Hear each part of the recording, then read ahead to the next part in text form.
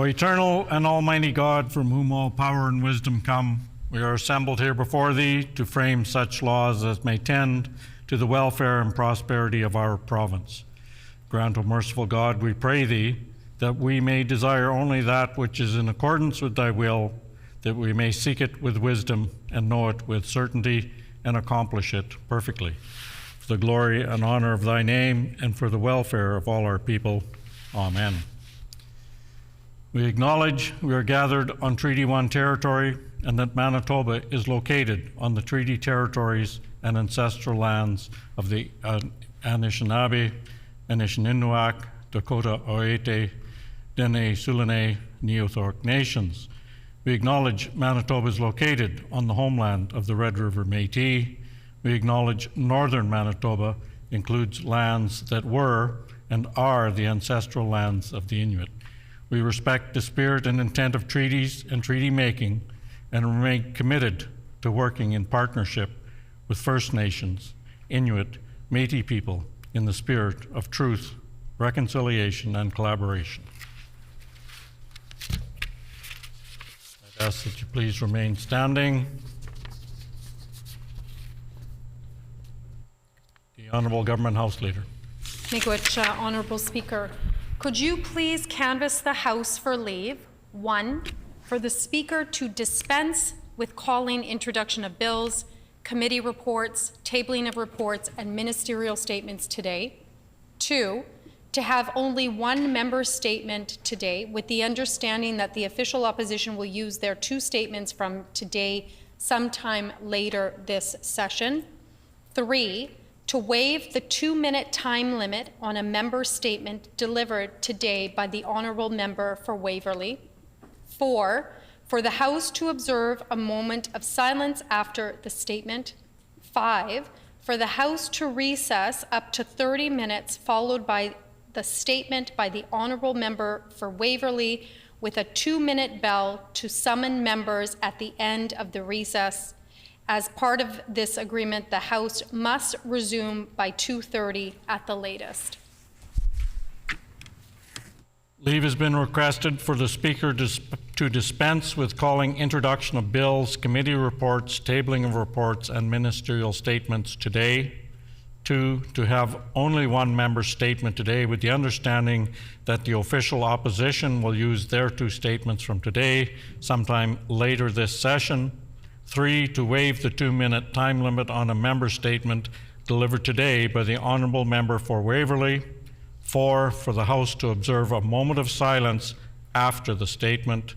5, for the House to recess for up to 30 minutes following the statement by the Honourable Member for Waverley, with a 2-minute bell to summon members at the end of the recess. As part of this agreement, the House must resume by 2:30 at the latest. Is there leave? Leave has been granted.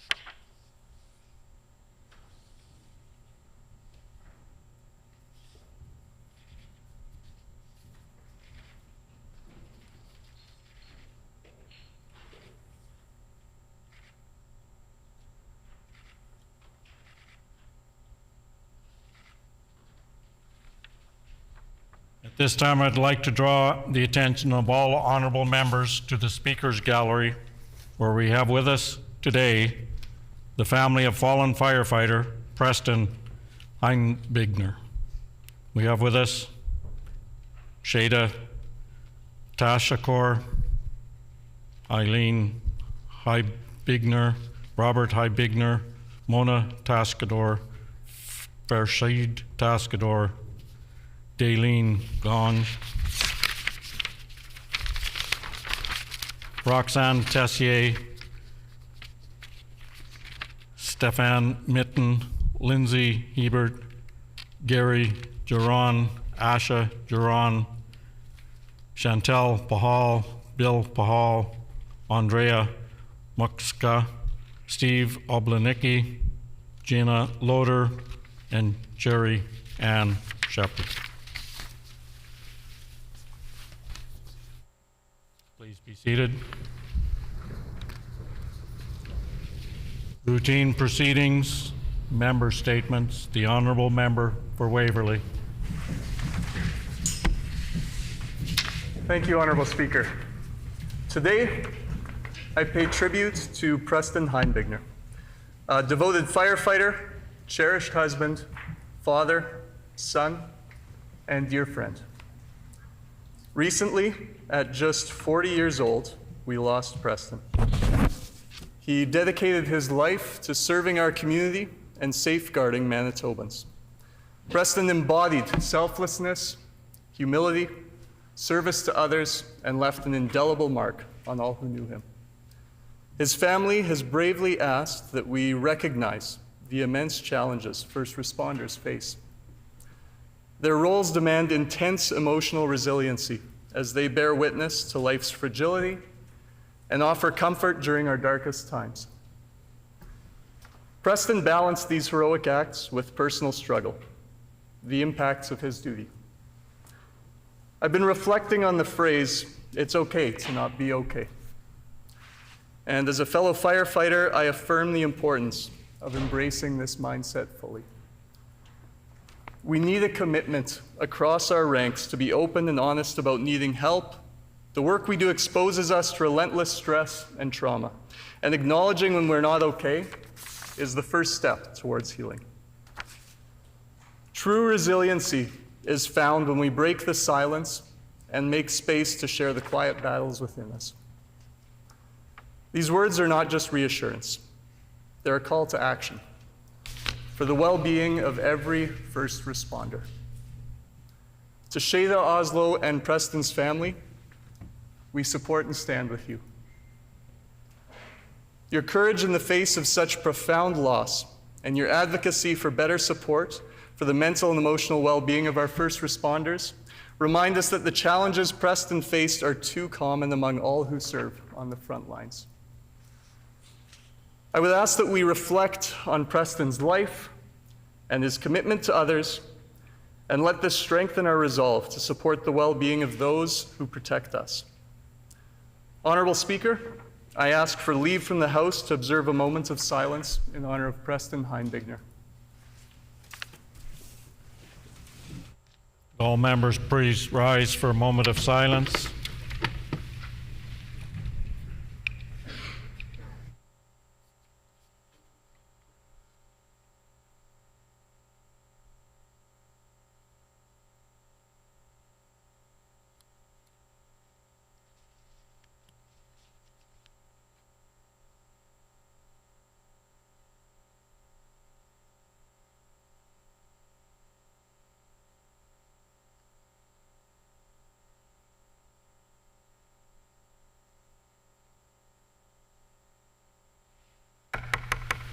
I'd ask that all members remain standing while the piper pipes the family.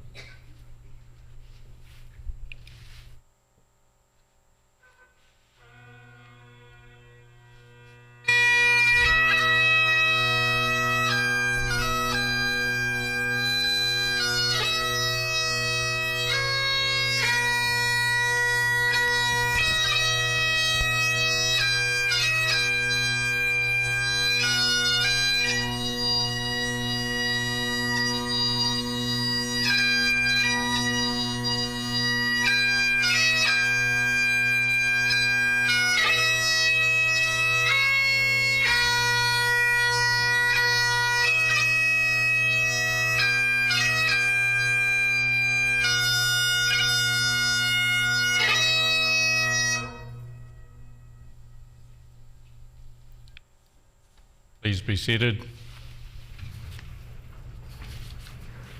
As previously agreed, there will now be a 30-minute recess, followed by a 2-minute bell to call the House back to order.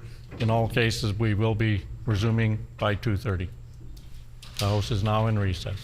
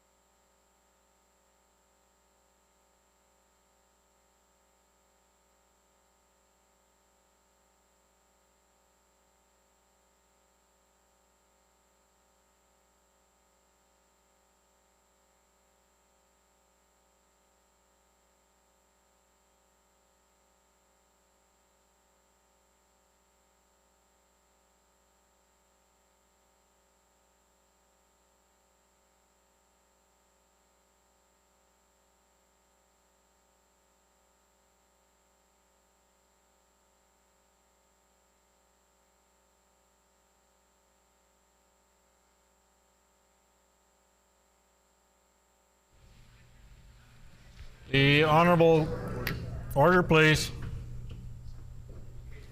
We're resuming session. The Honorable Government House Leader. Honorable Speaker, as per our previous leave, is it the will of the House to continue our recess until 2:30 p.m. with a 2-minute bells beforehand? Is there leave of the House to continue the recess until 2:30 with a 2-minute bell? The bell will be 2 minutes before 2:30. It has been agreed. Leave has been granted.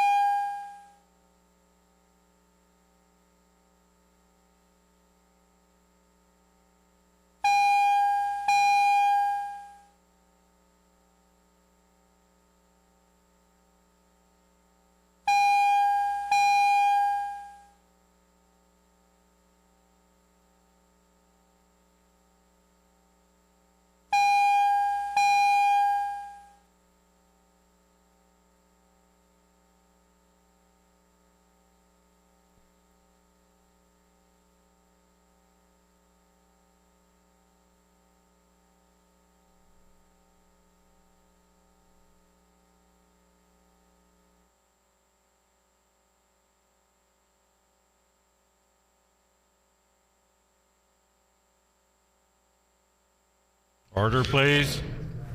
We will now resume session. Routine proceedings, oral questions. The Honourable Leader of the Official Opposition.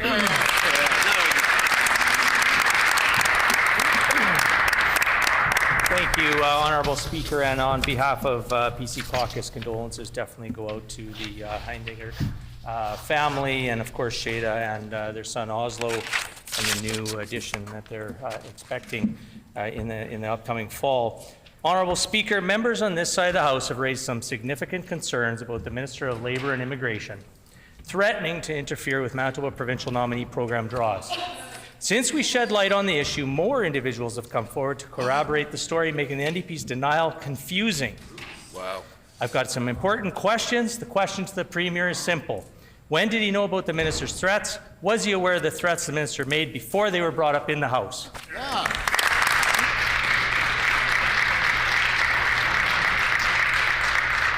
The Honourable Deputy Premier. Thank you, Honourable Speaker. And, we had a pretty somber start to sitting in the House this week. And, on this side of the House, we certainly send our condolences and strength and prayers and support to the family and to frontline workers, first responders, firefighters, EMS, police, all those working on the front lines who show up for Manitobans in some of their worst moments, quite frankly, and provide the care that Manitobans depend on. Our Minister for Immigration is doing an excellent job addressing the issues that were unaddressed by the previous government, cuts made to the department and capacity around immigration in our province, and she's going to continue to do a great job, and we support her fully. Members' time is expired. The Honourable Leader of the Official Opposition on a supplementary question. Honourable Speaker, once again, no answers from this Premier. Members on this side of the House, Honourable Speaker, do not doubt the veracity of the complaints we have received about the Minister's threats. The fact that hopeful newcomers who are in immigration limbo would risk their immigration status to raise these issues is heroic and deserves more respect from this Premier. I understand the Premier himself met with a group of hopeful newcomers who had protested here at the Manitoba Legislature. It's so far unclear at which meeting the Minister decided to make her threats. So for clarity, I have to ask this Premier, was he in fact in the room when the Minister threatened the hopeful newcomers?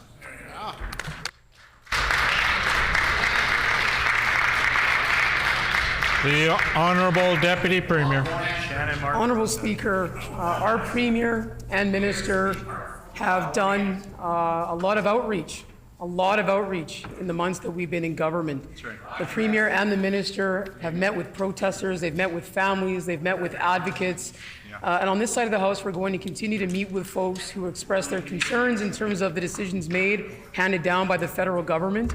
Going to continue to work with those on the front lines of immigration in our province and work with all levels of government to make sure that here in Manitoba, the pathways to becoming a Manitoban, being a part of our Manitoba family, contributing to our economy, working in healthcare, are supported by this government, while also cleaning up the mess the previous government made on this file.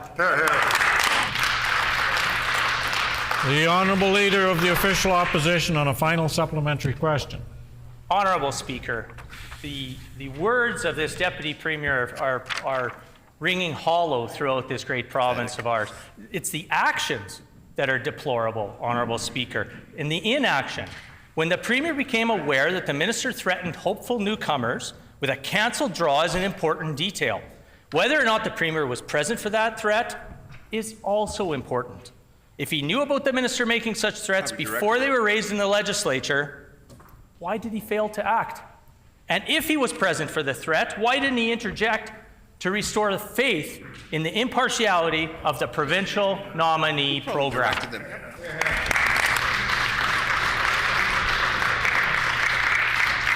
The Honourable Deputy Premier. Honourable Speaker, some would argue it's deplorable that the previous PC government cut resources in the department so badly that we couldn't process over 2,000 folks who wanted to be here in Manitoba due to their cuts.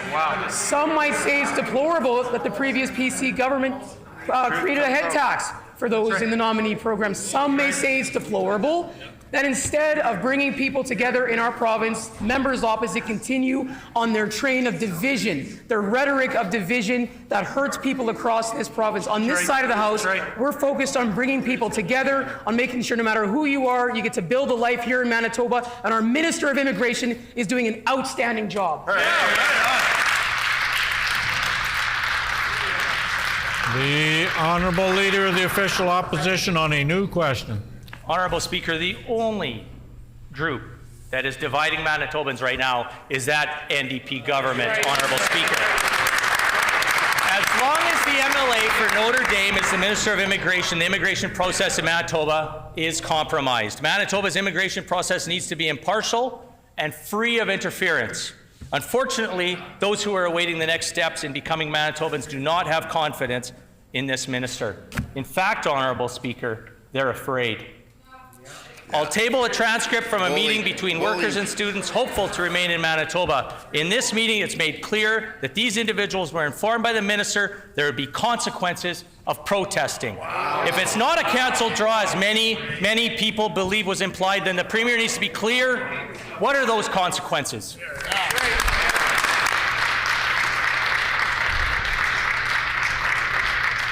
The Honourable Deputy Premier. Honourable Speaker, Manitobans made a decision when it came to trust on October 3rd. Manitobans made very clear that trust was important to them, which is why they voted out members opposite and why they voted in a government that puts people first on this side of the House. Honourable Speaker, we know that during their time in government, they cut capacity from the department. We know that the previous PC government led the highest out-migration this province has seen in over 2 decades. Honourable Speaker, we know that immigration was being attacked and cut and undermined by the previous government. On this side of the House, we're focused on people, we're focused on bringing people together, we're focused on immigration. We're all Manitoban. The Honourable Leader of the Official Opposition on a supplementary question. Honourable Speaker, another great fiction. display of distracting, dodging, and deflecting by this Deputy Premier. And again, no answers from the Premier. We are bringing these concerns forward on behalf of hopeful Manitobans who want to remain in the province, who this minister threatened with consequences. They shared their story with us, and we brought that story here to the Assembly because it involves wrongdoings of this NDP government. More and more individuals continue to come forward to share their stories with us, and more still are too afraid to come forward. The reputational harm to Manitoba on the international stage is already done, unfortunately, so I have to ask the Premier, will he remove the Minister of Labour and Immigration from her role today?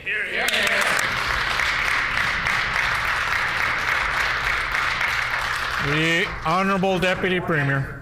Honourable Speaker, I think we're all glad that Manitobans removed them from their role of government on October 3rd in the election. And it's this kind of behavior, that behavior is the reason why Manitobans made that decision. On this side of the House, we're focused on bringing people together.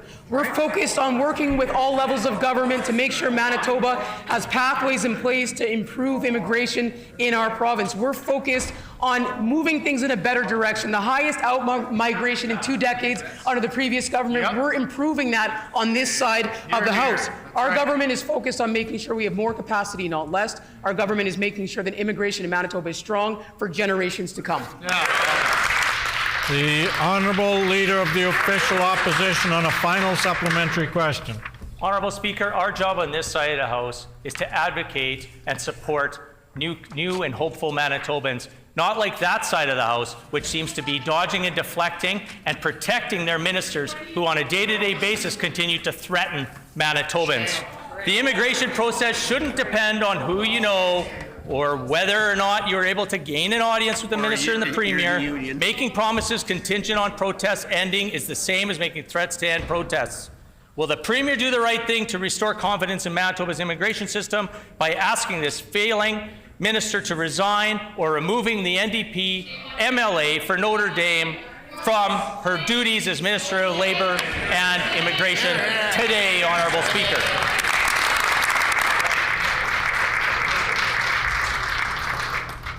The Honourable Deputy Premier. Honourable Speaker, Manitobans have the strongest immigration minister they've had in almost 8 years in this province on this side of the House. A minister with expertise that predates her term being an elected official in Manitoba. Expertise that Manitobans can count on to put people first. Honourable Speaker, on this side of the House, we're focused on making sure that every single day our government is working to improve immigration for Manitobans, challenging the federal government to improve on some of the decisions they've handed down to our province that don't put us in a position to best support folks who want a pathway to our province. The minister's working each and every day on that. They've met with protesters. They've met with community members. They've engaged communities more than the previous government ever did. We'll take no Member's lessons time from has expired.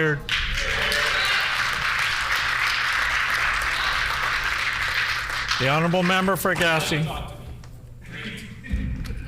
Honourable Speaker, last week this NDP government denied the scandal of the Minister of Labour and Immigration threatening to interfere MPMP draws. They denied that she told potential applicants that draws would be cancelled if they continued to protest. Wow. Honourable Speaker, more individuals have come forward with the truth. I table additional correspondence from a graduate international student. Honourable Speaker, this minister needs to make it abundantly clear, will she commit today that there will be no further interference in MPMP draws or scheduling? Here, here. The Honourable Minister for Labour and Immigration. Honourable Speaker, the accusation that I have suspended or threatened to suspend draws is categorically false. No suspensions have ever occurred, and all that the members opposite needed to do was to check a website, and they would have seen that there have never been a suspension of draws. So let me put the website on the record, Honourable Speaker. It's www.immigratemanitoba.ca. Honourable Speaker, I am tabling a document that shows we have not suspended any MPNP draws, and in fact, we have done consistent draws since I took on this role. The most recent one was 2 weeks ago, Member's and time another has one expired. is coming up short. The Honourable Member for Gassey on a supplementary question. Honourable Speaker, I quote, I have confirmed that I, as well as another international students, have received threats from that minister. Wow. Threatening to stop the drawing of MPMP if we protest again before May. Wow. End quote. Wow. These are the words of an international student that is standing up to this NDP government and this minister. So I ask the minister a simple question. Say it outside the house. Who is being honest with Manitobans? The students with everything to lose, or this minister?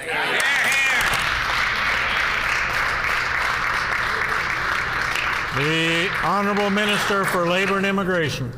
Honourable Speaker, since March, when all these protests began, in every single interaction that I've had in public or in private with folks who have raised this matter with me, whether it was through email, social media, by phone, in-person meetings, in question period, at Tim Hortons or in Gurdwara, my message has been the same. I understand and empathize the difficult situation that folks are in. These difficulties were brought on by previous Tory cuts and mismanagement, and by the fact that the federal government chose to cut out these temporary foreign workers. My message has been the same. Manitoba needs your labor, and I am working with the federal government to allow these people to stay in the country. Immigration is a priority for our government, and our government is investing these resources into the NPNP. First time has expired. The Honourable Member for Gassey on a final supplementary question. Honourable Speaker, and I quote, according to them, during their talks, that minister shouted at them and even slapped the table and said, how dare they challenge her like that? Wow. End quote. This is behavior that is unacceptable in any facet of society, and even more so for a minister of the Crown. To quote again, this is totally a sign of having power and using it to dictate. End quote. This minister must resign. Will she today? The The Honourable Minister for Labour and Immigration. The Honourable Minister for Labour and Immigration. Thank you, Honourable Speaker. My message has never wavered. I am doing all I can to keep these folks in the country and to improve our MP&P system. It is members opposite that are making slanderous accusations with no hard evidence. My messages in public and private have all been the same. Members opposite are being careless about their privileges of freedom of speech in the chamber. Those privileges need to be balanced with care for others' reputations. They are bringing forth damaging accusations with no evidence, no corroboration, and no information for me to even be able to begin defending myself. It is members opposite's bullying, baseless actions that are the threat to democracy, Member's not time mine. has expired.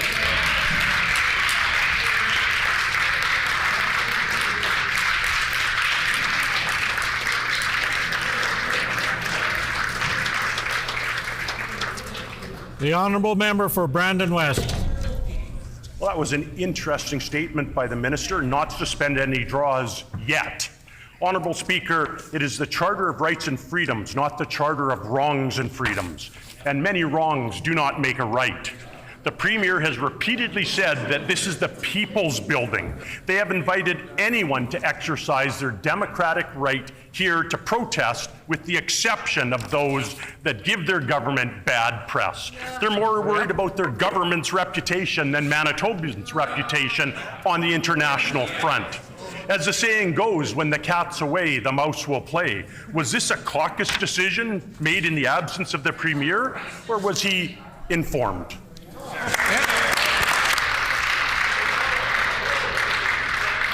The Honourable Minister of Justice.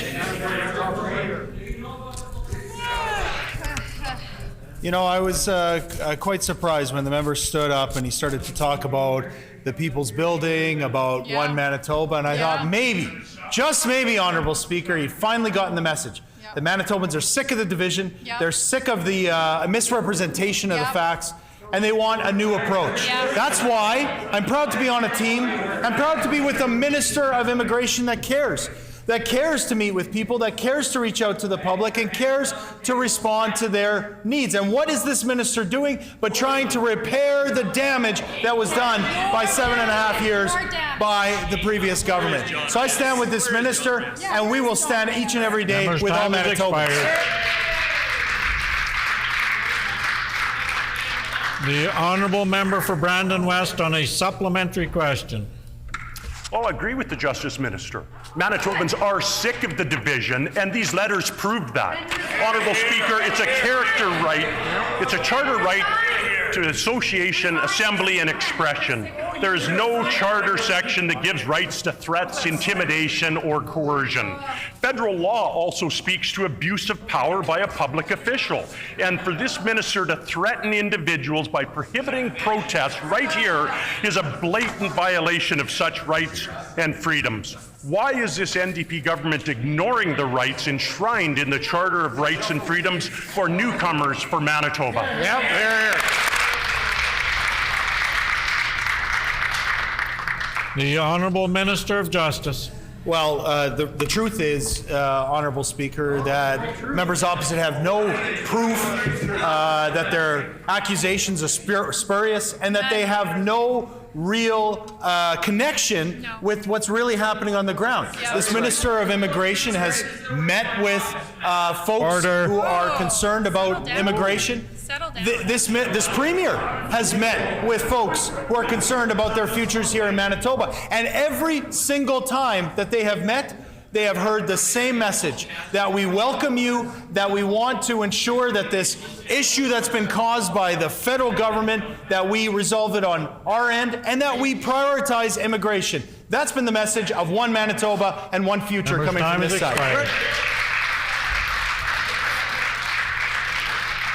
The Honourable Member for Brandon West on a final supplementary question. Well, thank you, Honourable Speaker, and perhaps this minister should look at the evidence of cooperation. thus these letters. Honourable Speaker, we have individuals from the international community scared to come forward out of fear of retribution and consequence. They have shared with us that this NDP government has blatantly threatened their dreams of becoming Manitobans as they exercise their democratic rights and protest against this government's poor management of the NP program. This is fundamentally wrong and a miscarriage of justice. Why is this NDP adopting failed policies from dictatorships that these folks are so desperately seeking freedom from?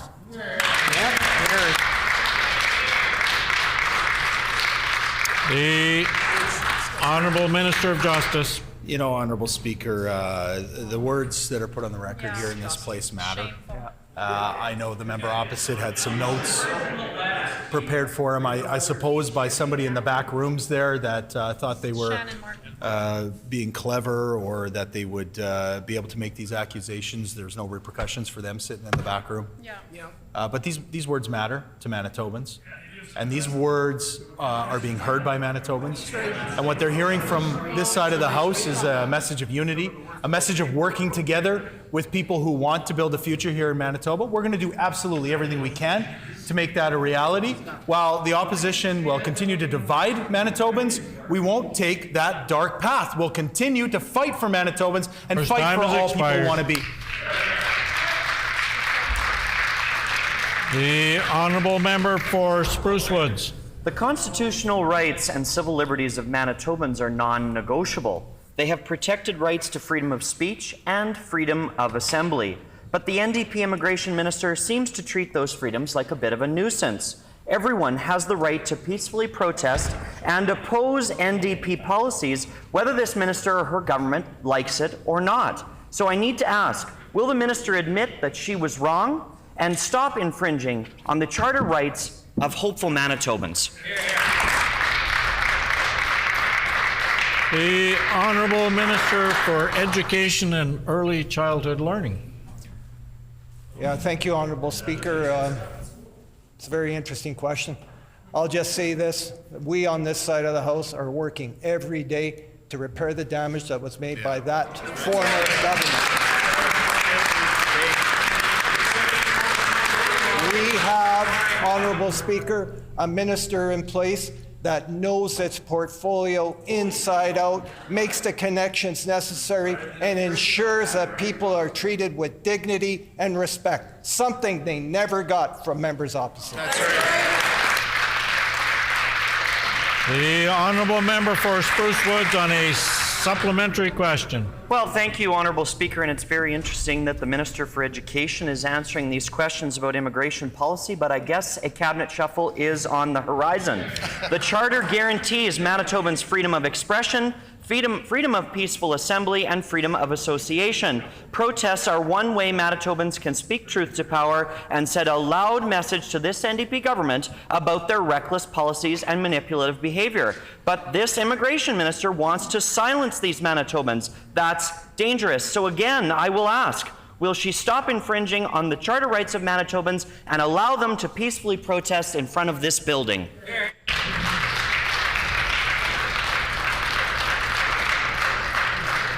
The Honourable Minister, Education and Early Childhood Learning. Well, thank you, Honourable Speaker. Again, it's a privilege to be in this House. That's right. That member, the Minister of Immigration and Labour, knows that this is a privilege and treats it like a privilege. Arrives to work every day with integrity and with purpose to make this place, Manitoba, a place that's attractive for immigrants, attractive for everybody in the world, to bring their talents and opportunities here to this province. I can't think of a better person, either can anyone on this side of the House. It's time for them to get on board and agree with us. Yeah, that's right. The Honourable Member for Spruce Woods on a final supplementary question. Honourable Speaker, threatening immigrants to stop them from exercising their freedoms is unethical and wrong. It's also not treating this place like a privilege.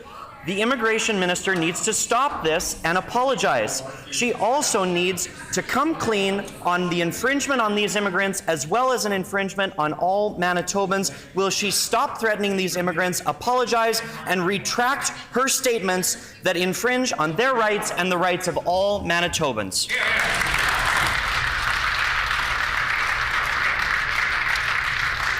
The Honourable Minister of Education and Early Childhood Learning. Well, thank you, Honourable Speaker, and I will continue supporting this Minister of Immigration and Labour every day that she arrives in this House to do the important work for Manitobans. Right now, we're busy repairing the damage left by the previous government. We're fully instituting a functioning healthcare system. We're ensuring our public schools are fully funded with the supports they need to support new Manitobans coming into this province.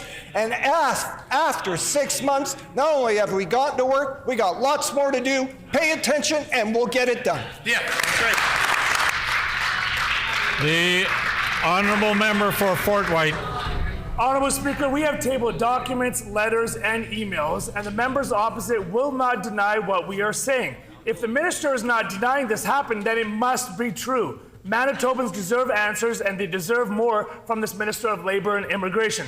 The international community has come forward with their credible fears, having heard directly from the minister herself. The PNP program was the gold standard and is now destroyed under this NDP. It was a tool to bring people to Manitoba to make it a better province for everyone. Will this Premier stand in his place, turn to the camera as he loves to do with that smirky smile on his face, and tell Manitobans Order, please. Order, please.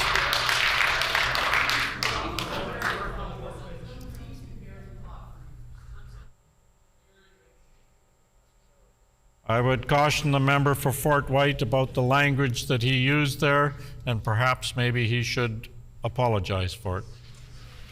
The Honourable Member for Fort White. Thank you, Honourable Speaker. I wasn't aware smirky smile was a negative comment, but I will apologize. I will apologize and say, will the Premier turn to the camera and smile like he does and tell Manitobans that he will launch a full investigation into this scandal, or is the Premier afraid of the truth? Hear, hear.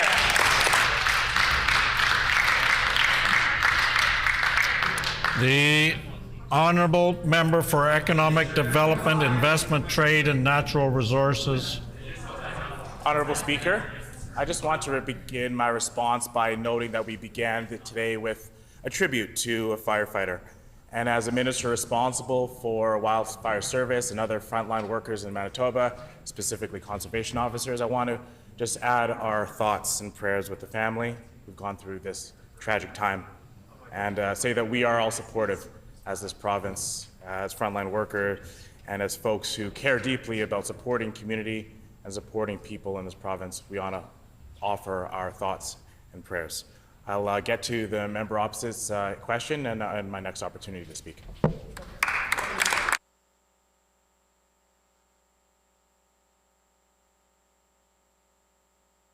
Before the member for Fort White resumes his question, I would point out that he actually asked two questions, which is somewhat of a reflection on the chair. I asked him to apologize. I didn't ask him to repeat and ask a question again. So I'd caution the member to pay attention to rulings from the chair and not question them in the future. The Honourable Member for Fort White. Thank you, Honourable Speaker. Well, I guess the Premier and the Minister of Immigration are afraid of the truth, and they don't want to stand up and answer the simple question of if they will launch a full investigation into these letters and table documents. Regardless of whatever story this government tries to spin, or now the Minister of Economic Development stands up and tries to pull the wool over Manitobans' eyes, there is no denying the truth. Why will this Premier not stand up and call a full investigation into the scandal by this Minister of Immigration? And if he won't, will the Minister resign today? The Honourable Minister of Economic Development, Investment, Trade and Natural Resources. Honourable Speaker, it's quite clear that members opposite are trying to drive a very divisive debate based on a false narrative. We won't play into that. What we will do is work every day for the benefit of Manitobans, of newcomers here, to support them with greater supports through education, greater supports through settlement services, greater supports through healthcare. These are the initiatives that we're leading as an entire team and vocalized through the incredible advocacy of our immigration minister, and we'll do that work on behalf of Manitobans every day. The honourable member for Fort White on a final supplementary question. Honourable Speaker, this Premier and Minister of Immigration refuse to stand up and simply answer the question. If they are denying these allegations, why are they afraid of the truth? Why will they not call an investigation into these accusations by people who want to come to Manitoba? The only division occurring in this building is on that side of the House. The NDP dividing immigrants and newcomers to Canada versus Manitobans. So I'll be very clear again. Why will this Premier not call an investigation? And if he won't call an investigation, will the Minister of Immigration and Labour resign today?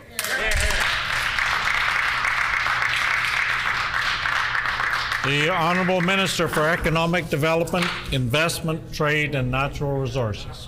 Honourable Speaker, I think the member for Fort White knows quite a bit about division from the campaign that went on last fall. On this side of the House, we learned the lesson of that campaign that it pays off when you bring Manitobans together, when you bring Manitobans onto one side and on one team.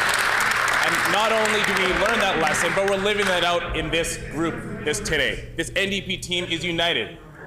United around our Minister of Immigration. United around the idea that Manitobans, that newcomers can come to this province and they can have a better and brighter future, led by the most popular Premier in the country. Something we're very proud about, something that we want Manitobans to know, and we'll continue to work on their behalf every day.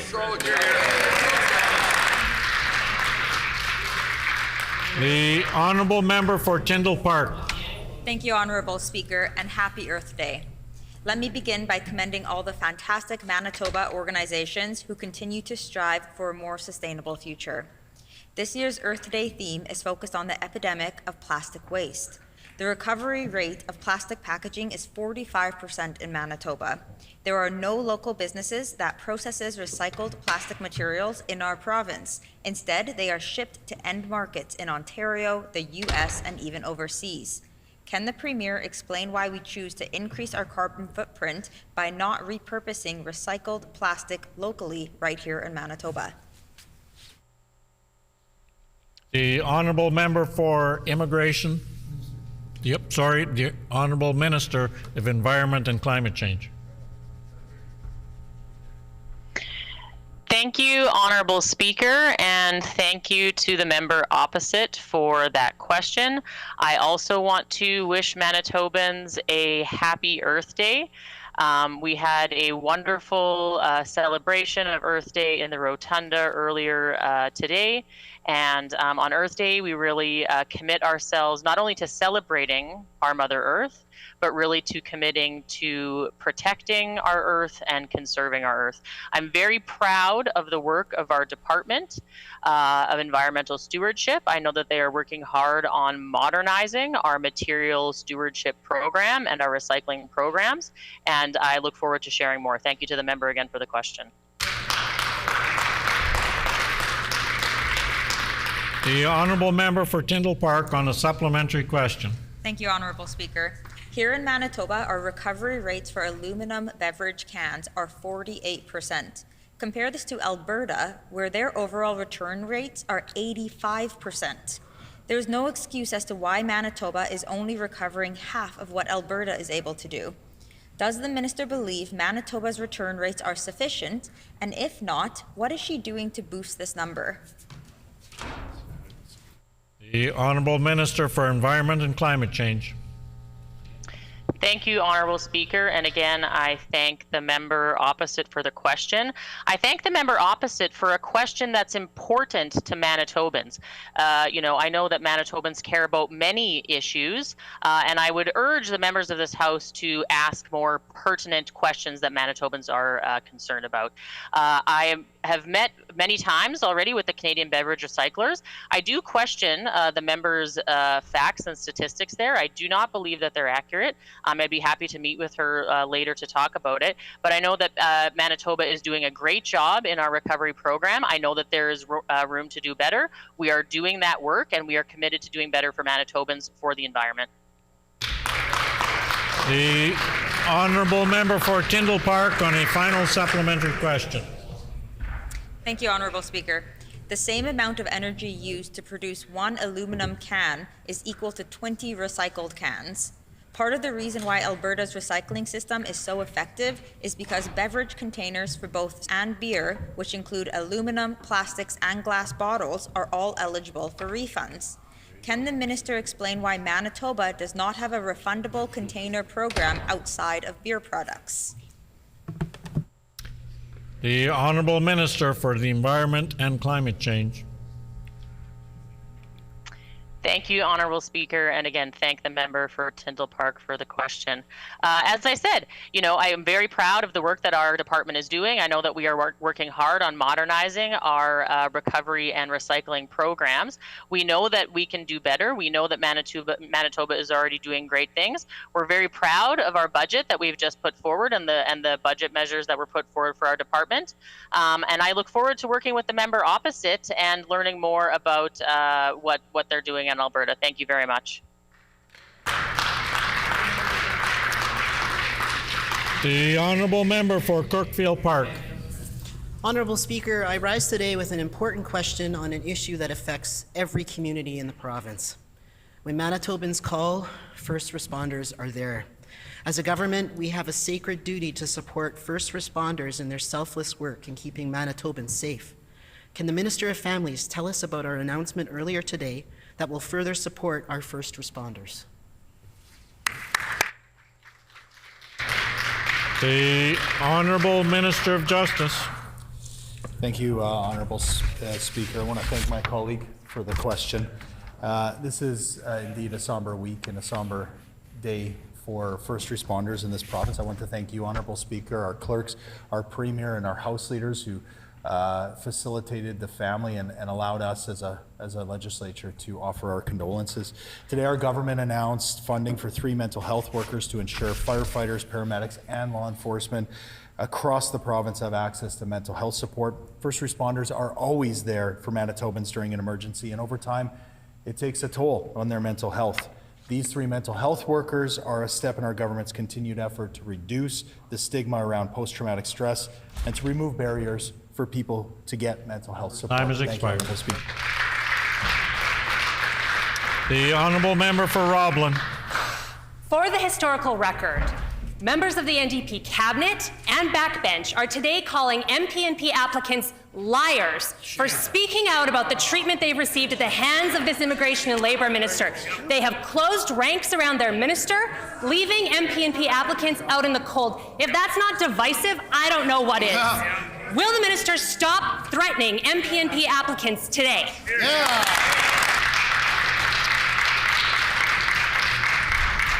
The Honourable Deputy Premier. Honourable Speaker, since coming into this role as the Minister for Health, it has been an absolute honor and privilege to invest in increasing capacity for folks to work in our healthcare system. Internationally educated healthcare workers have been living in Manitoba for many years. They've never had a government the past 7.5 years who had any interest in addressing the barriers that kept them out of joining our healthcare system. Our government is doing that work. We're doing that work in the Department of Health, the Department of Immigration, EDIT, NR, and others as well. We're going to make sure that if you are an internationally educated healthcare worker, you have a home in healthcare here in Manitoba.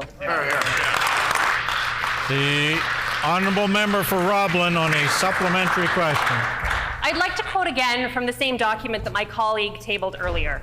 I have confirmed that I, as well as other international students, have received threats from the Minister of Labour and Immigration threatening to stop the drawing of MPNP if we protest again before May.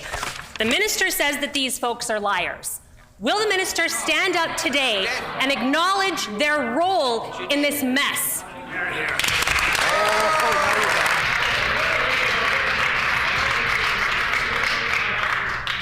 The Honourable First Minister. Misrepresent people like that. I understand the angst that many folks who hold postgraduate work permits are feeling in Manitoba these days because of the actions announced by the federal government. I want to assure folks, though, that our steadfast commitment to keeping you here in Manitoba remains. When we talk about the PCs, there were any number of protests outside. One thing I never saw the members opposite ever do during their time in government was take the time to meet with people holding rallies or protests and bring them into the building. That's right. On the other hand, our Minister of Immigration and Labour, at each event that has been held on the steps of the Ledge, invited people into the building to listen to their concerns and to work together to chart a path forward. Right. We held a draw 2 weeks ago. We're holding another draw this week, and we are about to announce a major breakthrough with the federal government. While they want to play games, we're delivering results for Manitobans and those who hope to join this province in the future. That's right. The honourable member for Roblin on a final supplementary question. Honourable Speaker, there are no games here, and contrary to comments made by the Minister of Environment earlier today, these are incredibly pertinent questions to a huge number of Manitobans. I'll quote again from the same document tabled earlier. During their talks, the minister shouted at them and even slapped the table and said, "How dare they challenge her like that?" In public, she says, "Welcome to friendly Manitoba, as long as you keep your mouth shut regarding their mismanagement of the program." Will the NDP stop politically interfering in the provincial nominee program today? Yes or no?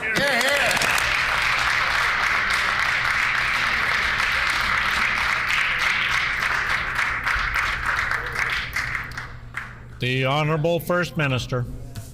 I want to say something clearly and unequivocally for the House and for everybody on the opposite side. This Minister of Labour and Immigration has my complete confidence.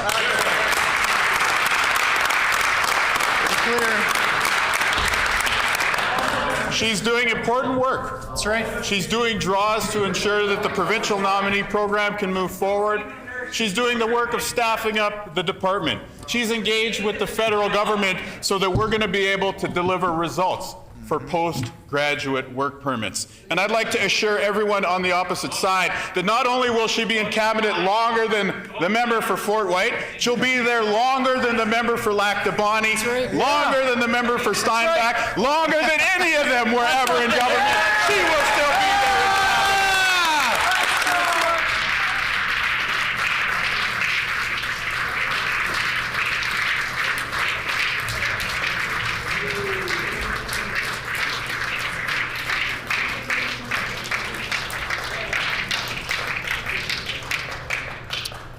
The time for oral questions has expired.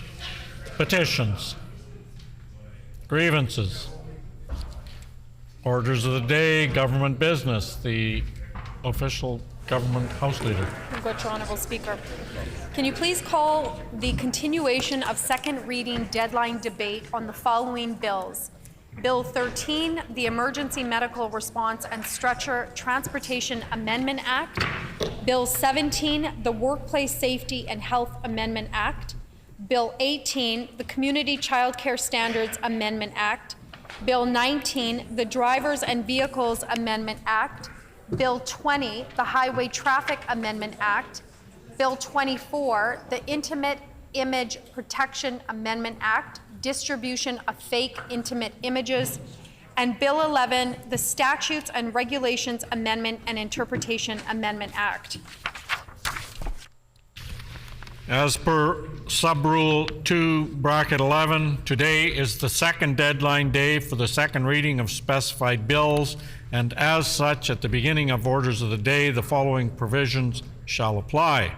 For each such bill, the minister can speak for a maximum of 10 minutes, followed by up to 15-minute question and answer period. Critics of recognized parties and the independent member may then speak for a maximum of 10 minutes per bill, following which I will put the question on second reading of the bill. If such a bill had been previously called for debate, all remaining actions just identified will be dealt with before the question is put. The list of bills that will follow this process is as follows. Bill 13, the Emergency Medical Response and Stretcher Transportation Amendment Act. Bill 17, the Workplace Safety and Health Amendment Act Advisory Council. Bill 18, the Community Child Care Standards Amendment Act. Bill 19, the Drivers and Vehicles Amendment Act. Bill 20, the Highway Traffic Amendment Act. Bill 24, the Intimate Image Protection Amendment Act, distribution of fake intimate images. Bill 11, the Statutes and Regulations Amendment Act and Interpretation Amendment Act. Accordingly, I will now call second reading of Bill 13, the Emergency Medical Response and Stretcher Transportation Act. The Honourable Minister of Health and Long-Term Care. Thank you, Honourable Speaker. You don't really have to. I move, seconded by the Minister of Justice, that Bill number 13, the Emergency Medical Response and Stretcher Transportation Act, be now read a second time and be referred to a committee of this House. For Her Honor, the Lieutenant Governor has been advised of the bill, and I table the message.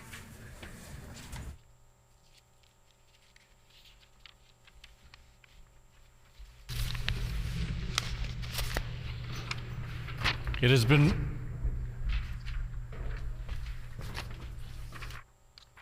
moved by the Honourable Minister of Health and Long-Term Care. It's been moved by the Honourable Minister of Health, Seniors and Long-Term Care, seconded by the Honourable Minister of Justice, that Bill number 13, the Emergency Medical Response and Stretcher Transportation Act, be now read a second time and referred to a committee of this House.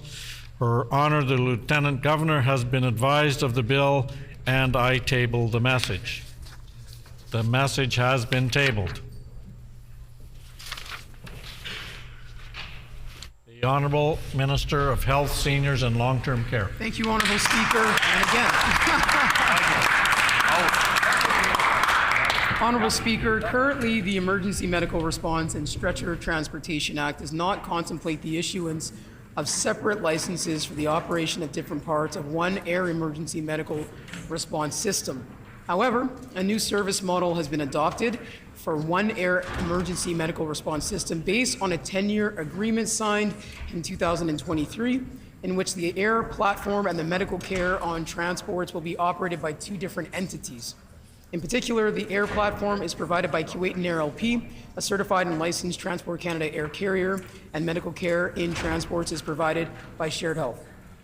This bill will enable the department to issue separate air emergency medical response system licenses to both Kuwaitan Air LP and Shared Health to operate the parts of the system that they are each responsible for. This bill will also provide flexibility if the model is changed in the future to allow more than two different entities to be licensed to operate different parts of an air emergency medical response system. The license holders will be required to enter into an agreement to define their responsibilities in respect of the operation of the air emergency medical response system to ensure that it will function as one cohesive system. To enable the new emergency medical response system in which two different entities are responsible to provide the air platform and the medical care, it was necessary for a ministerial order to be issued under the Act to exempt Kuwaitan and Shared Health from certain requirements in the legislation. This bill will revoke these exemptions when new licensing regime is implemented. Currently, ministerial orders issued under the Emergency Medical Response and Stretcher Transportation Act to exempt the license holder from requirements in the legislation are not made public. This bill will require that the ministerial exemption orders issued under the Act must be published on a government website to provide for greater transparency in relation to these exemptions. Thank you.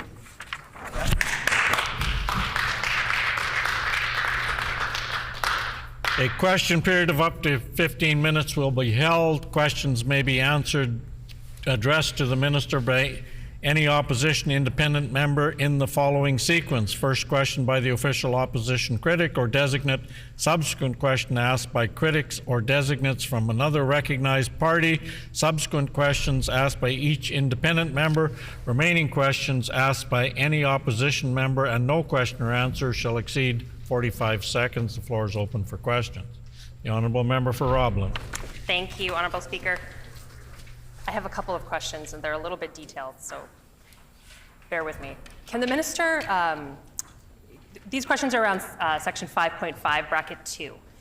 Does this section imply that the Minister could cancel an emergency medical response contract at will? And depending on your answer, I might have some follow-ups. The Honourable Minister of Health, Seniors and Long-Term Care. I think I'm following the member's question. I'm not, to be honest, entirely sure. Asking about the ministerial capacity to cancel the contract.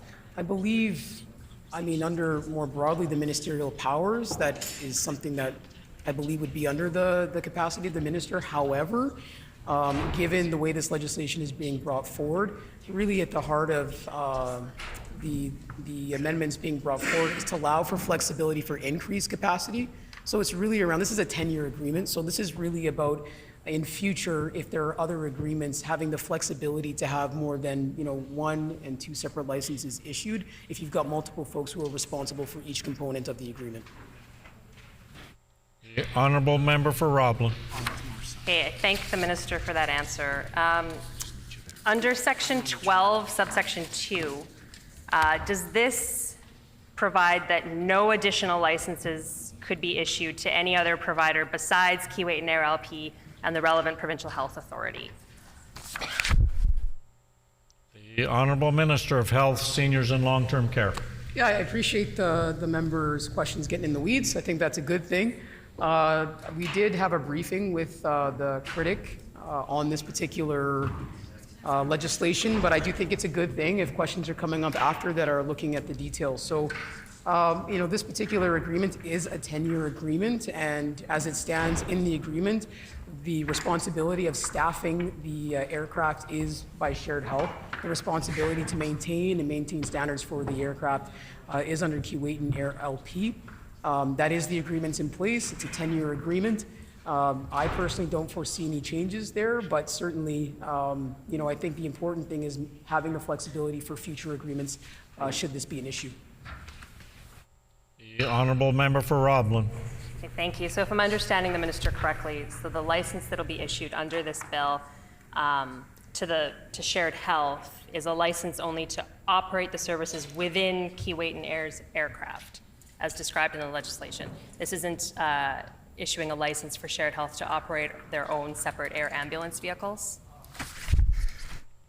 The Honourable Minister of Health, Seniors and Long-Term Care. Yeah, that's an important point of clarification. So even the language of the question, I think I want to be mindful of how I respond, because the license for Shared Health is for the staff, right? It's for the human resource component to provide care within the aircraft, and the maintenance of the aircraft, operations, et cetera, are specific to Keewatin. And so there's a clear distinction of responsibilities there. Shared Health is responsible for the healthcare staffing expertise that will deliver care in those ambulances. If there's a bit more nuance that the member needs, happy to provide a follow-up briefing on that note. The Honourable Member for Roblin. Thank you, and I thank the minister for indulging me in my weedy questions. I have a few more basic questions they're probably prepared for. What kind of personnel will Shared Health be providing to these aircraft? The Honourable Minister of Health, Seniors and Long-Term Care. Yeah, that's a great question. I believe, and I can get clarity on that, but I want to say that the complement is going to be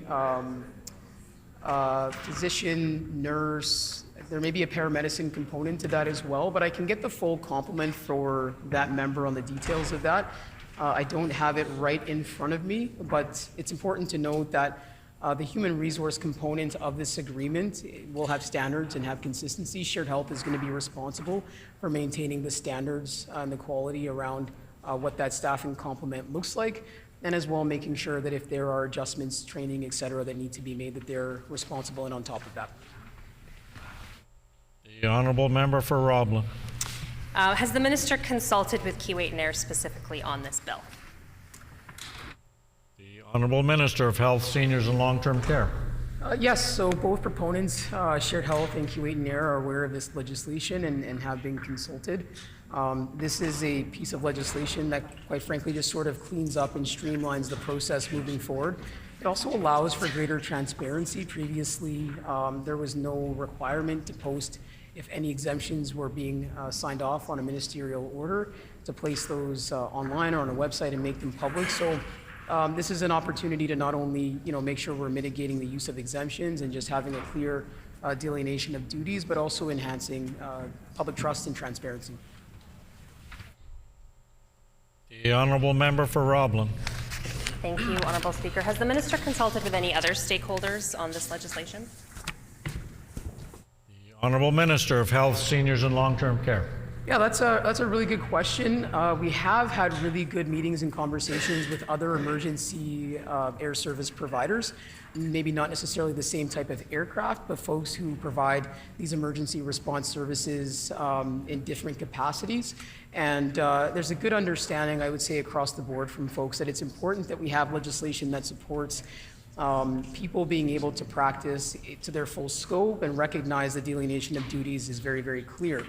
And so this legislation obviously is specific to what's come of this agreement and the difference in responsibilities, but certainly we communicate with partners across the province in regards to the best approach on these types of provision of health services.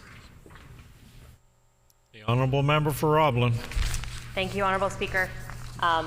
It's not a secret that while in opposition, the minister was critical of Kuwait and Air. And I'm just wondering if they could articulate why they've chosen to continue working with Kuwait and Air now that they're in government. The honourable Minister of Health, Seniors and Long-Term Care. Sure. This agreement was signed by the previous government. It was a 10-year agreement that was entered into by the previous government. That agreement is in place, and in my capacity as a minister, ensuring that we're doing our due diligence to make sure that Manitobans having the best chance at good healthcare outcomes is prioritized, which is why this legislation is being brought forward. It's to make sure that we've got clear legislation that supports the responsibilities of either Kuwaitan and shared health and has a clear distinction there. We're going to continue to work with all of our partners and service providers, no matter who they are, to make sure that Manitobans' outcomes are prioritized and that we're making sure we're strengthening the healthcare system for no matter where you live in our province. The honourable member for Roblin. Thank you, Honourable Speaker. What communities in Manitoba would be served by this contract? Honourable Minister of Health, Seniors and Long-Term Care. Sure. We certainly know that rural Manitobans, northern Manitobans are served by this aircraft. We also know that, ideally we're also investing in, which we are as a government in our budget 2024 does that, investing in strengthening services on the ground in rural and northern communities. And so air ambulance services are one really important component of how folks are able to access healthcare, especially in emergency services where there are heightened healthcare needs. But definitely, it's important to ensure that we're always investing in strengthening care in communities so that no matter where you live, you can get the care that you need. And also, this legislation is doing what's necessary to make sure that the responsibilities are clearly defined and supported by law. The honourable member for Portage La Prairie. Thank you, Honourable Speaker. Excuse me.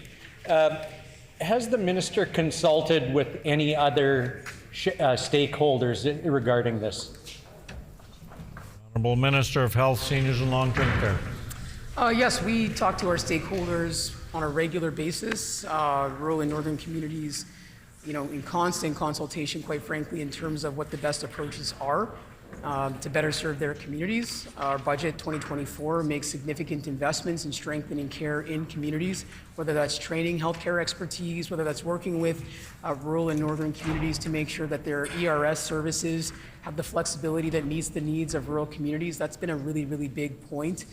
Something that I've heard really clearly from folks needs to be prioritized, and thrilled that recently we were able to put forward for community consultations the ERS services approach that they were hoping to see by our government. So there's a lot of work to be done, lots of conversations we need to continue to have, but we're always talking with our stakeholders to make sure we're making the best decisions, taking the right approach. Time has expired. No further questions. The floor is open for debate. The honourable member for Roblin. Honourable Speaker.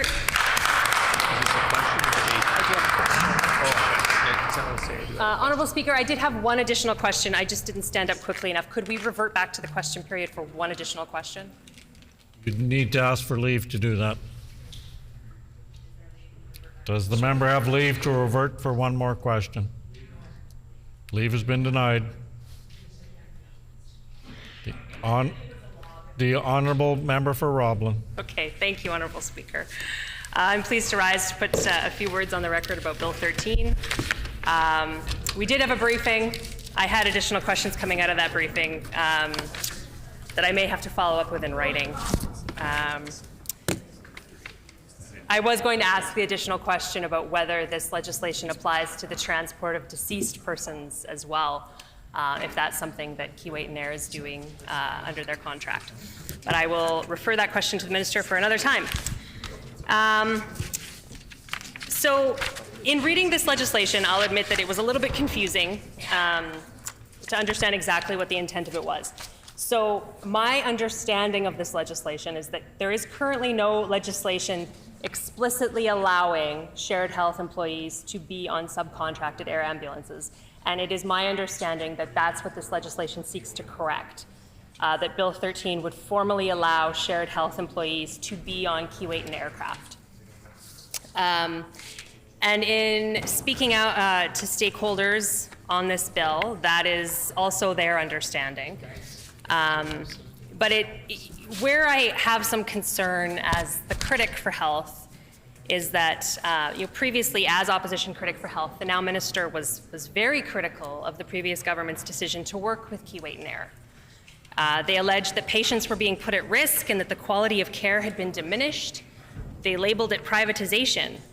And obviously, I disagree with that characterization of Keewatin Air's work. I'm glad that the minister has changed their tune somewhat since becoming Minister of Health. And indeed, the Minister of Infrastructure said in the fall that this was a way to save money. So I guess kudos to the previous Progressive Conservative government for signing this contract. It's kind of like how the Premier, shortly after becoming the Premier, told media that it's much harder to be in government than it is to be in opposition. So I just felt that it was important to get those comments on the record, because where it causes concern is knowing that that's how the minister previously felt about Keewatin Air. I had been combing through this bill trying to find what was hidden, if there was anything hidden that the minister might be trying to pass in legislation in order to get out of the contract. So I'm glad they've seen the light, that there's nothing wrong with partnering with service providers under the publicly funded healthcare system. That's good news for Manitobans. Great. I would note that the provision of air ambulance services is a critical part of our healthcare system, that just like any other part of our healthcare system requires staff. And I am hopeful, although I'm not holding my breath, that we will soon see some kind of tangible staffing plan from the NDP in order to properly staff our healthcare system. The targets that we've heard spoken of in the budget and through news releases they're just numbers without a real plan to train and to recruit and to retain those staff. New beds, new ERs, air ambulances don't staff themselves either. And I do have some concern that some of the measures the government is taking are going to drive healthcare workers out of Manitoba, or at bare minimum, make it a less attractive province for healthcare workers to come and work here. And so with those comments, I will cede the floor to others who may wish to make comments on Bill 13. Thank you.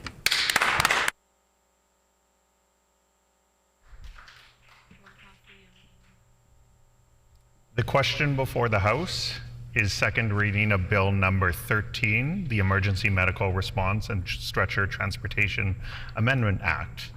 Is it the pleasure of the House to adopt the motion? Agreed and so ordered. I declare the motion carried.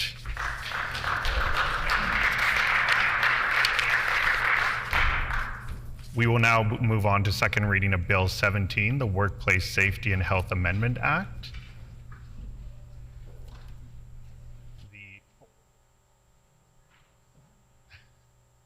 The Honourable Minister of Labour and Immigration. I move, seconded by the Minister of Economic Development, Industry, Trade and Natural Resources, that Bill number 17, the Workplace Safety and Health Amendment Act, loi modifiant la loi sur la sécurité et l'hygiène du travail, be now read a second time and be referred to a committee of this House. Her Honor, the Lieutenant Governor, has been advised of the bill, and I table the message.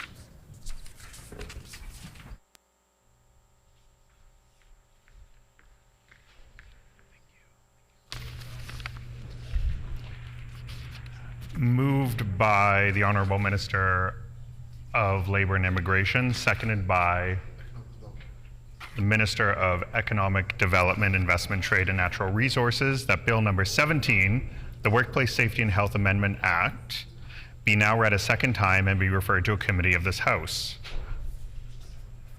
Her Honor, the Lieutenant Governor has been advised of the bill, and the message has been tabled. The Honourable Minister of Labour and Immigration.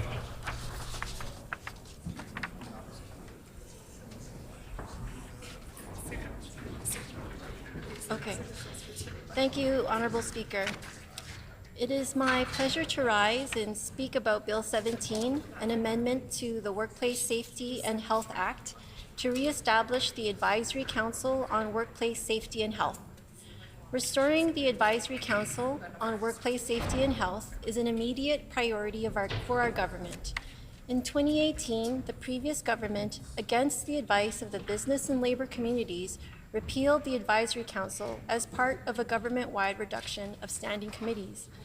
Its repeal ended a long-standing practice of engaging with Manitobans and receiving input on protecting the health of workers. Our government made a commitment to Manitobans to grow the economy with good jobs. All workers deserve a fair wage and to be treated with dignity and respect. Good jobs means safe jobs, and an expectation that employers provide safe work environments so that workers come home to their families after a hard day's work. This bill reestablishes and restores the 13-member Advisory Council. Members of the Council will represent workers, employers, and technical and professional bodies. Like before, the Advisory Council will advise the Minister on occupational health and safety issues, legislative and regulatory changes, and the appointment of consultants and advisors. The Council will also undertake a review of the Workplace Safety and Health Act every 5 years. The call for restoring the Advisory Council came from the health and safety community, employer and labour representatives, and Manitobans through an Engaged Manitoba consultation in 2022. Our government is a listening government, committed to meaningfully engaging employers and workers. Restoring the Council is one example of this commitment. Thank you, Honourable Speaker, for the opportunity to speak to this important bill.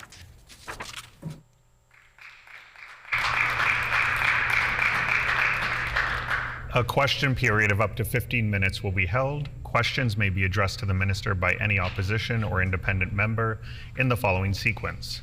First question by the official opposition critic or designate. Subsequent questions asked by critics or designate from other recognized opposition parties. Subsequent questions asked by each independent member. Remaining questions asked by any opposition members. And no question or answer shall exceed 45 seconds. The Honourable Member for Agassiz. Thank you, Honourable Deputy Speaker. We all know the importance of safety and health on the job here in our province of Manitoba, and I welcome the opportunity to ask the Minister a couple questions here and get some things on the record. Can the Minister share specific examples of what type of advice the Council will provide to them? The Honourable Minister of Labour and Immigration. Thank you, Honourable Speaker, and thank you to the member opposite for that question. Examples of advice could be legislative or regulatory changes on emerging safety and health matters, recommendations on the appointments of consultants and advisors. The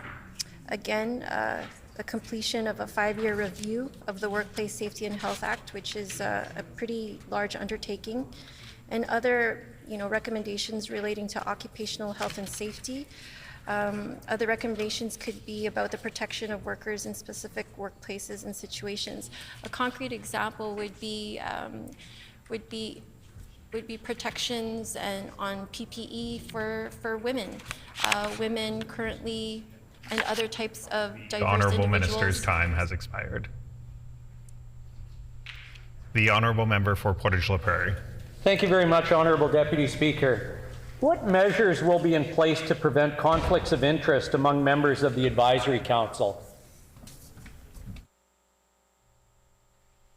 The Honourable Minister of Labour and Immigration. Thank you, Honourable Speaker, and thank you to member opposite for their question. I'd just like to remind the member that this was a unanimous recommendation by many different types of folks that have been on this council for many years before the 2018 time that it was repealed. This is not a partisan type of decision. There are technical advisors on here. There are members from labor, and there are members from the employer community, and those types of people also give their own names for future recommendations for people that would represent them as well. That would be for our consideration. Thank you. The Honourable Member for Red River North. Thank you, Honourable Deputy Speaker, and of course, this is not a partisan issue when it comes to safety, and we all are concerned, of course, for our workers' safety.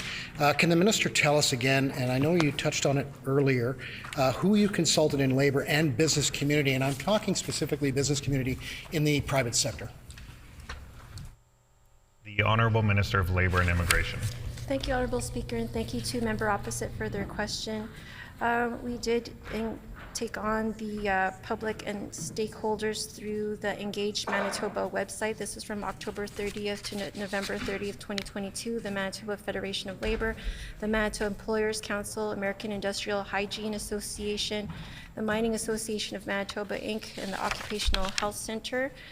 As part of the Manitoba Employers Council members, you've got the Canadian Federation of Independent Business, the Canadian Manufacturers and Exporters, the City of Winnipeg, Credit Union Central of Manitoba, Keystone Agricultural Producers, Made Safe, Manitoba Association for Safety and Healthcare, Manitoba Chambers of Commerce, Manitoba And Heavy the Construction Honourable Minister's time has expired. The Honourable Member for Agassiz. Thank you, Honourable Deputy Speaker, and thank you to the Minister for sharing that information. Can you share with us, will the Council have representation from rural and northern areas of the province? The Honourable Minister of Labour and Immigration. In general, we strive to ensure that all regions of our province are covered, and with especially to rural areas, because a lot of the mining and other types of potentially dangerous work comes from there. So we will ensure that those kinds of considerations are put forward to the Council. Thank you. The Honourable Member for Portage La Prairie. Thank you, Honourable Deputy Speaker, and thank you to the Minister for the answers.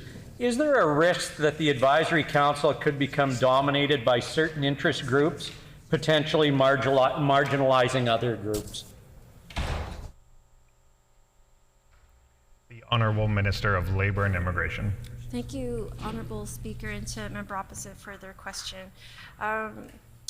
This is a nonpartisan issue.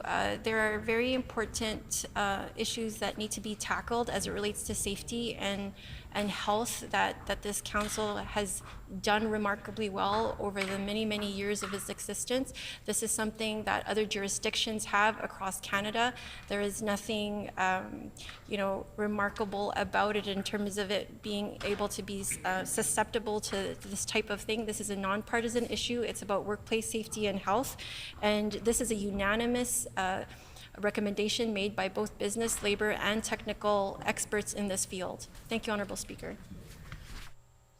The Honourable Member for Red River North. Thank you, Honourable Deputy Speaker, and I thank the Minister for answering the question I posed earlier. I will build on that, though. The Canadian Federation of Independent Business, the Minister had mentioned that there were some consultations done with CFIB. Was that in person, or was it done through Engage Manitoba? The Honourable Minister of Labour and Immigration. These consultations with the Manitoba Employer Council happened with the department from January 21 to August 8th, 2023. So that was not through Engage Manitoba. other folks that are part of Manitoba Employers Council include that Canadian Federation of Independent Business, but there are so many others that I wasn't even able to name in the time that I had, and perhaps the other members opposite would like to hear about the rest of those. Manitoba Home Builders Association, Manitoba Hotel Association, Manitoba Motor Dealers Association, Manitoba Port Council, Manitoba Restaurant Food Services Association, Manitoba School Boards Association, Manitoba Trucking Association, Maple Leaf Foods, Merit Contractors Association, and Manitoba Restaurants Canada. And the Honourable Retail Minister's time has expired. The Honourable Member for Agassiz. Thank you again, Honourable Deputy Speaker. Can the Minister tell us how much members will be remunerated for their participation on this Advisory Council Board? The Honourable Minister of Labour and Immigration. Thank you, Honourable Speaker, and thank you to member opposite for that question. Actually, I've asked the department for that same piece of information, and it hasn't been gotten back to me yet, and I will take that on notice and let the member know once I have that information. I was just briefly told that the issue of remuneration is just something done as part of par for the course. It's not going to be like a really high number or anything like that. And one of the reasons why the previous review committee that was established by the previous minister in this role failed to actually accomplish their review in a timely manner was because of the lack of remuneration of those folks there. So this is something that is going to be addressed. The Honourable Minister's time has expired. The Honourable Member for Portage La Prairie. Thank you, Honourable Deputy Speaker, and thank you to the Minister for the previous answers to my questions. How will the Advisory Council enhance public trust and confidence in the government's actions? The Honourable Minister of Labour and Immigration. Thank you, Honourable Speaker, and thank you to members opposite for that question. This is like a very, very important topic, workplace safety and health. There are so many facets to this that even folks like us that head the department, there's so much information, and it's such a growing field that we really, really need this proper advice from folks especially from the technical aspect of it. One of the important incoming questions that we're going to be asking has to do with PPE and the applicability of PPE for people with diverse needs and for women in general. Another kind of question would be something about asbestos or silica and how to best protect workers in these types of fields. Honourable Minister's time has expired. The Honourable Member for Red River North. Thank you, Honourable Speaker. And the Minister had mentioned in an answer earlier to one of our colleagues about not knowing what the remuneration will be for this new committee. Yet she mentions that she has information on what the committee was remunerated under the former government. Could she table that report today? The Honourable Minister of Labour and Immigration. Thank you, Honourable Speaker, and thank you to member for that question. What I did say was that the previous group was not remunerated.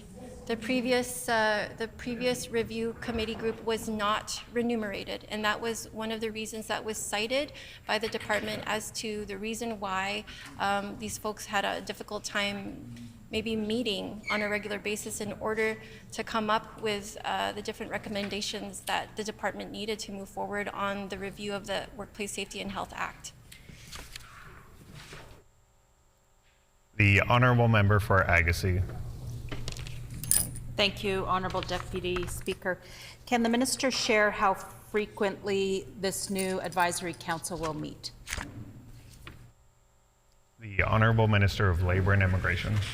Thank you, Honourable Speaker, and thank you to member for that question. This council could possibly meet whenever a question or an important matter arises at the minister's discretion.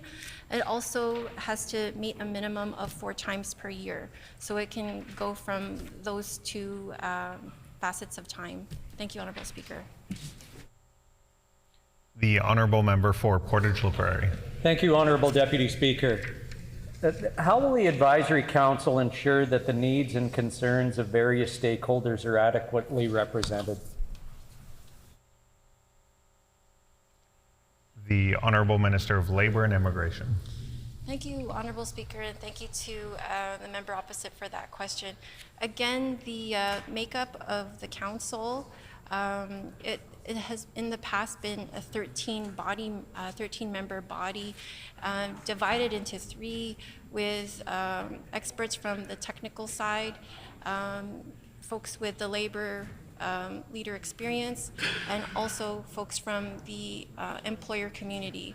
And each set of groups, they bring forward names, experts in their own field, and then those names are brought for the consideration of the minister. And that's how we get to choose who gets to go on this. It's basically pretty much a self-nominating group. The minister's time has expired. The Honourable Member for Red River North. Thank you, Honourable Speaker. Can the minister tell us during the Engage Manitoba, did they also engage other jurisdictions across Canada? The Honourable Minister of Labour and Immigration. Thank you, Honourable Speaker, and thank you to the member for that question. As far as I know, there wasn't that physical or virtual engagement across Canada.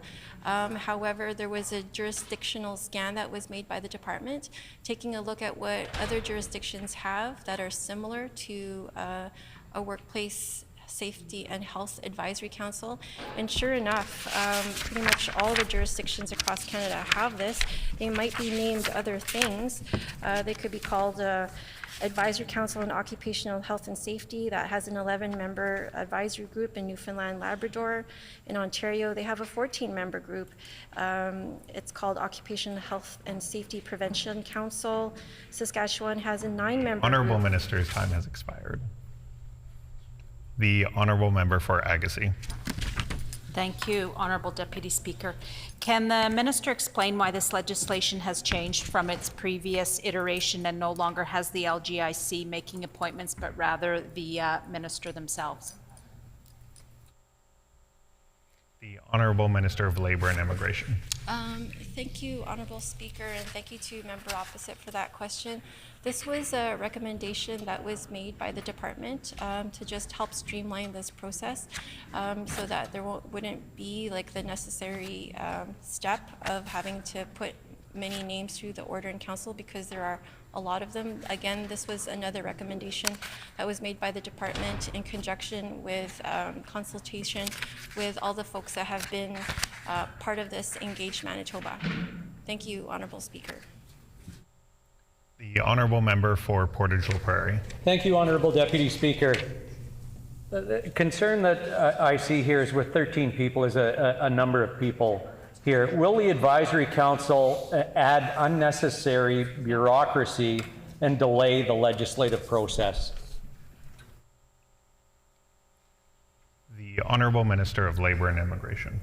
Thank you, Honourable Speaker, and thank you to member opposite for that question.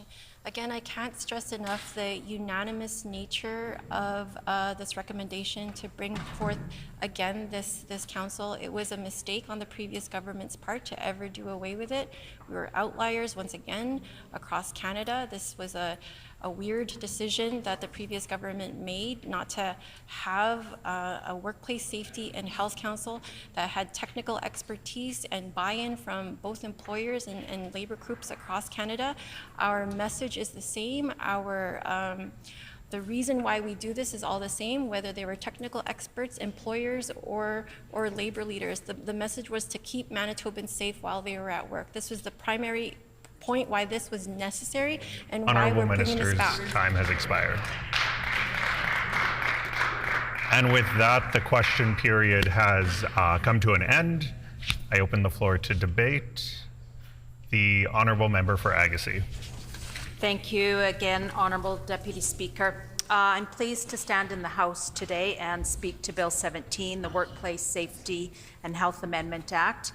I would like to address the crucial topic of workplace safety and health, and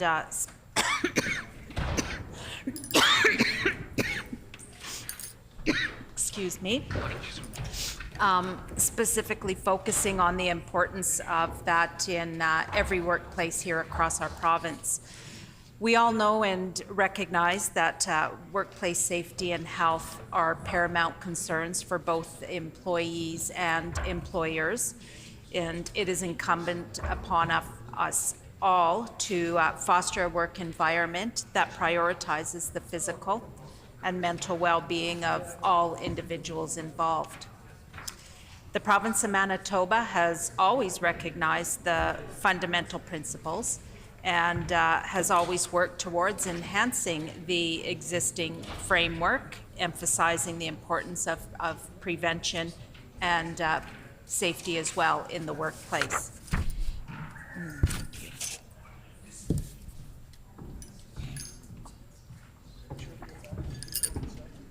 Manitoba has legislation and safety standards that aim to strengthen and proactive measures taken by employers to identify and address potential hazards before they happen and cause harm.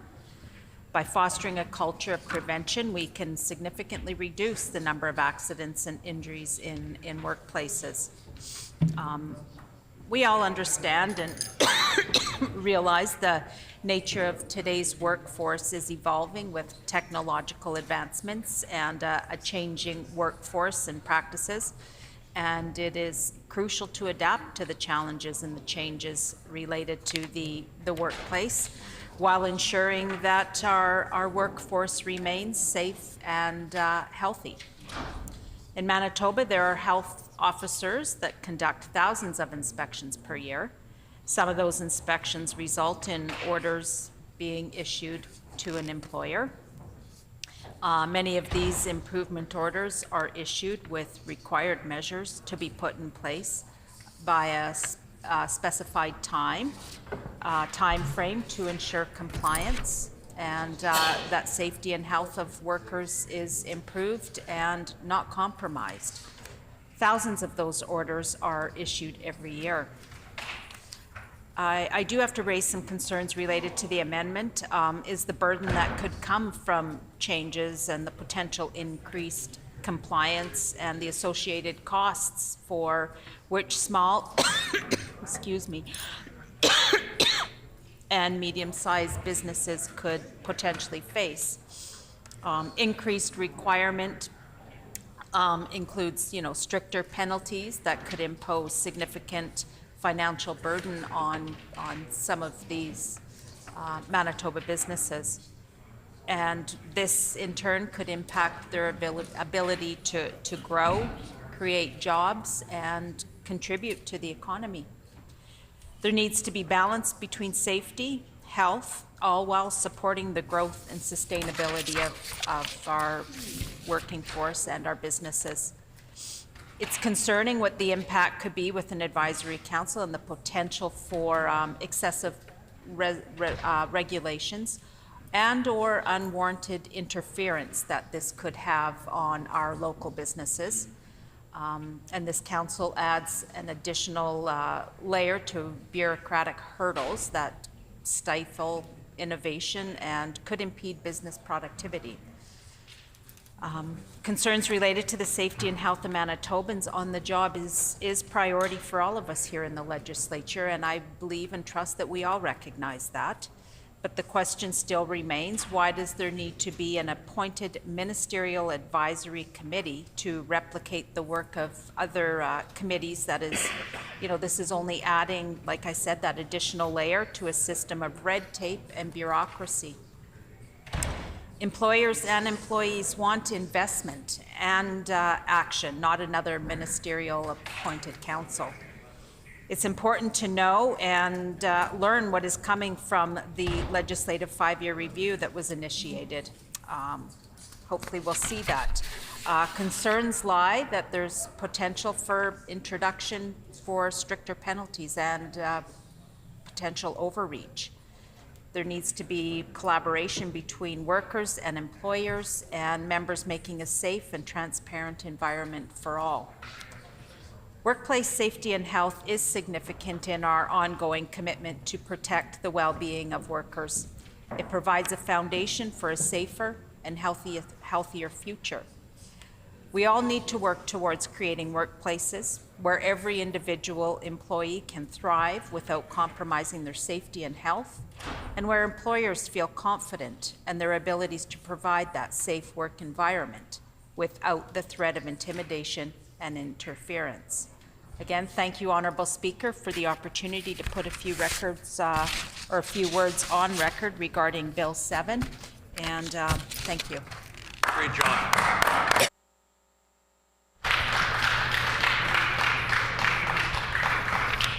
The question before the House is second reading of Bill number 17, the Workplace Safety and Health Amendment Act. Is it the pleasure of the House to adopt the motion? Agreed and so ordered. I declare the motion carried.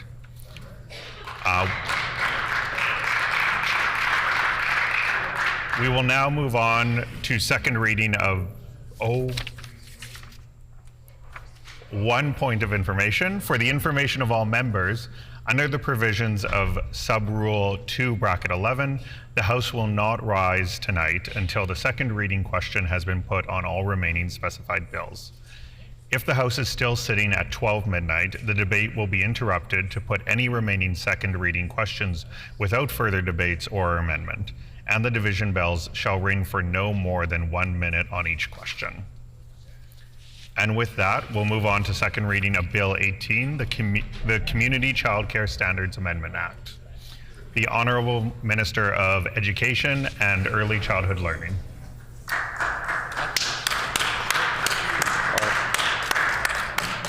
Thank you, Honourable Deputy Speaker. I move, seconded by the Minister of Justice and the Attorney General of Manitoba, that Bill number 18, the Community Childcare Standards Amendment Act, Loi modifiant sur la garde des enfants, be now read a second time and be referred to a committee of this House.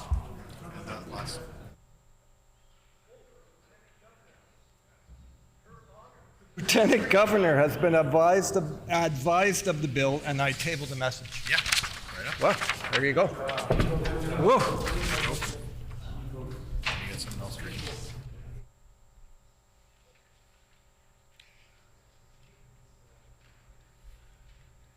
Thank you. It has been moved by the Honourable Minister of Education and Early Childhood Learning and seconded by the Minister of Justice and Attorney General that Bill number 18, the Community Care Standards Amendment Act, be now read a second time and be referred to a committee of this House. Her Honour, the Lieutenant Governor has been advised of the bill, and I table the message. And the message has been tabled. The Honourable Minister of Education and Early Childhood Learning.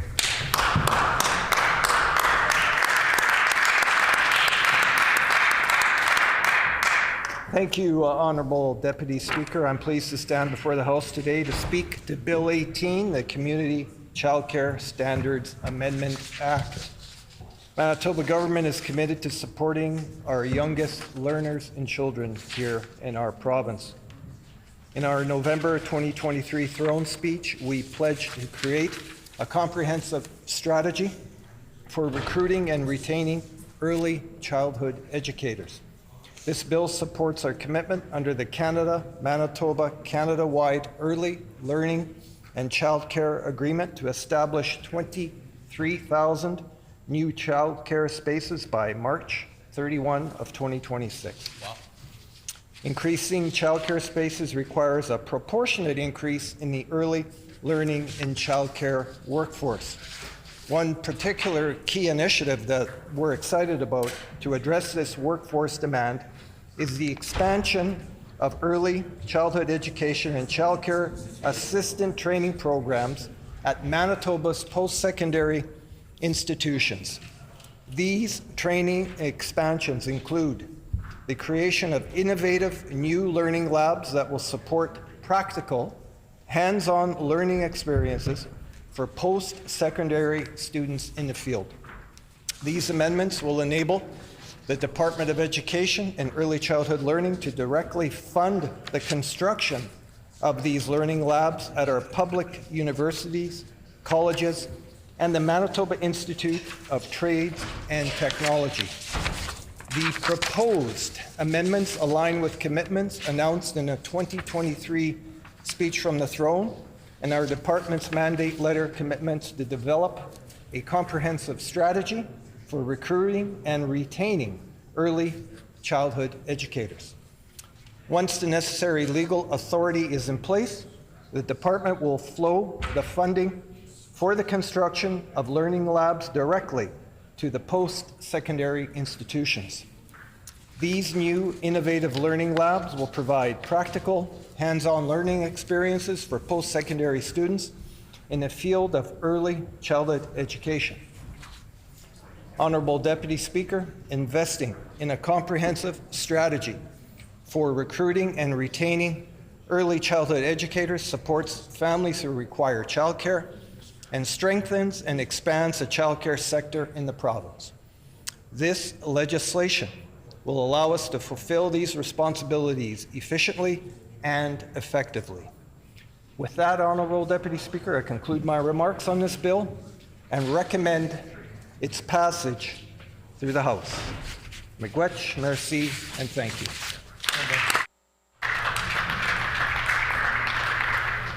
A question period of up to 15 minutes will be held. Questions may be addressed to the Minister by any opposition or independent member in the following sequence. First question by the official opposition critic or designate. Subsequent questions asked by critics or designates from other recognized opposition parties. Subsequent questions asked by each independent member. Remaining questions asked by any opposition members, and no question or answer shall exceed 45 seconds. The Honourable Member for Spruce Woods. Thank you, Honourable Deputy Speaker, and I would like to thank the Minister for bringing forward this legislation. As he mentioned, this was under development by the previous government as part of their commitment in signing on to the National Child Care Plan in 2021. I'd just like to ask the Minister, he's talking here about funding for post-secondary institutions. In my own constituency, Assiniboine Community College was committed to having a 216-seat childcare facility built there as part of this agreement. Will this bill enable that childcare facility to come to fruition? The Honourable Minister of Education and Early Childhood Learning. Thank you, Honourable Deputy Speaker, and I want to thank the member for that important question. Not only is Assiniboine Community College at the North Hill campus approved for this learning lab, the Manitoba Institutes of Trade and Technology at the Pembina campus, Manitoba Institute of Trade and Technology at the Henlow campus, Red River College Polytechnique at the Notre Dame campus, the University College of the North located in Nepal, Université de Saint-Boniface at their main campus, and also approved is the University of Winnipeg at their main campus. And again, I want to thank the member for that important question. The Honourable Member for La Vérendrye. Thank you, Honourable Deputy Speaker. As a member that represents a constituency in the southeast corner of our province and representing a rapidly growing region, my question is, are there plans to consult with stakeholders to create programming in northern regions, but also providing training outside of Brandon, Winnipeg, and the PA? The Honourable Minister of Education and Early Childhood Learning. I do want to thank that member for that important question. While we're working with these particularly identified post-secondary institutions, we're always open to see if we can expand this further into other areas of the province. The reason these particular institutions were chosen is that they were ready to go. We're always open to hearing from new plans from other centres and look forward to partnering with possibly places from that member's constituent so we can get this going. We need childcare workers desperately in the province. We also need to ensure that they get the training they need to provide the support for our earliest learners. Thank you for that. The Honourable Member for Lakeside. Well, thank you, Honourable Deputy Speaker, and thank you to the member opposite for bringing, of course, forward with this legislation very much needed, the child care workers in our province. Can the minister provide an update on project details and some timelines for when these learning lab classrooms will be in operation? The Honourable Minister of Education and Early Childhood Learning. Again, Honourable Deputy Speaker, I want to thank the member for that question. I expect these learning labs to be created as soon as this fall, starting with the one, I do believe, at Assiniboine Community College. I can check to ensure accuracy and veracity of that, but I expect them to be opening and being constructed very shortly. The Honourable Member for Spruce Woods. Thank you, Honourable Deputy Speaker, and again, thank the Minister for his answer to my initial question. He confirmed the 7 learning labs will be going ahead, and that is the reason for this legislation. My question now is, will the child care centers that were also supposed to be built at these post-secondary institutions also be proceeding? Assiniboine Community College was supposed to get a 216-seat daycare in addition to the learning lab. MITT was supposed to get a 104-seat daycare in addition to the learning lab, etc., etc. Will those child care centers also be proceeding as part of this legislation? The Honourable Minister of Education and Early Childhood Learning. Again, I want to thank the member for that question, and what I can do is I can provide an accurate answer on once I have the stuff in front of me that will identify exactly if that will proceed. I want to ensure that we put accurate information on the record, and I can get to that as early as today after this question and answer session. The Honourable Member for La Vérendrye. Thank you, Honourable Deputy Speaker. We look and we see that ACC is a beneficiary of this legislation. ACC has campuses in Dauphin and Red River and Winkler. Will those benefit also from future expansion? The Honourable Minister of Education and Early Childhood Learning. I want to thank the member for that question.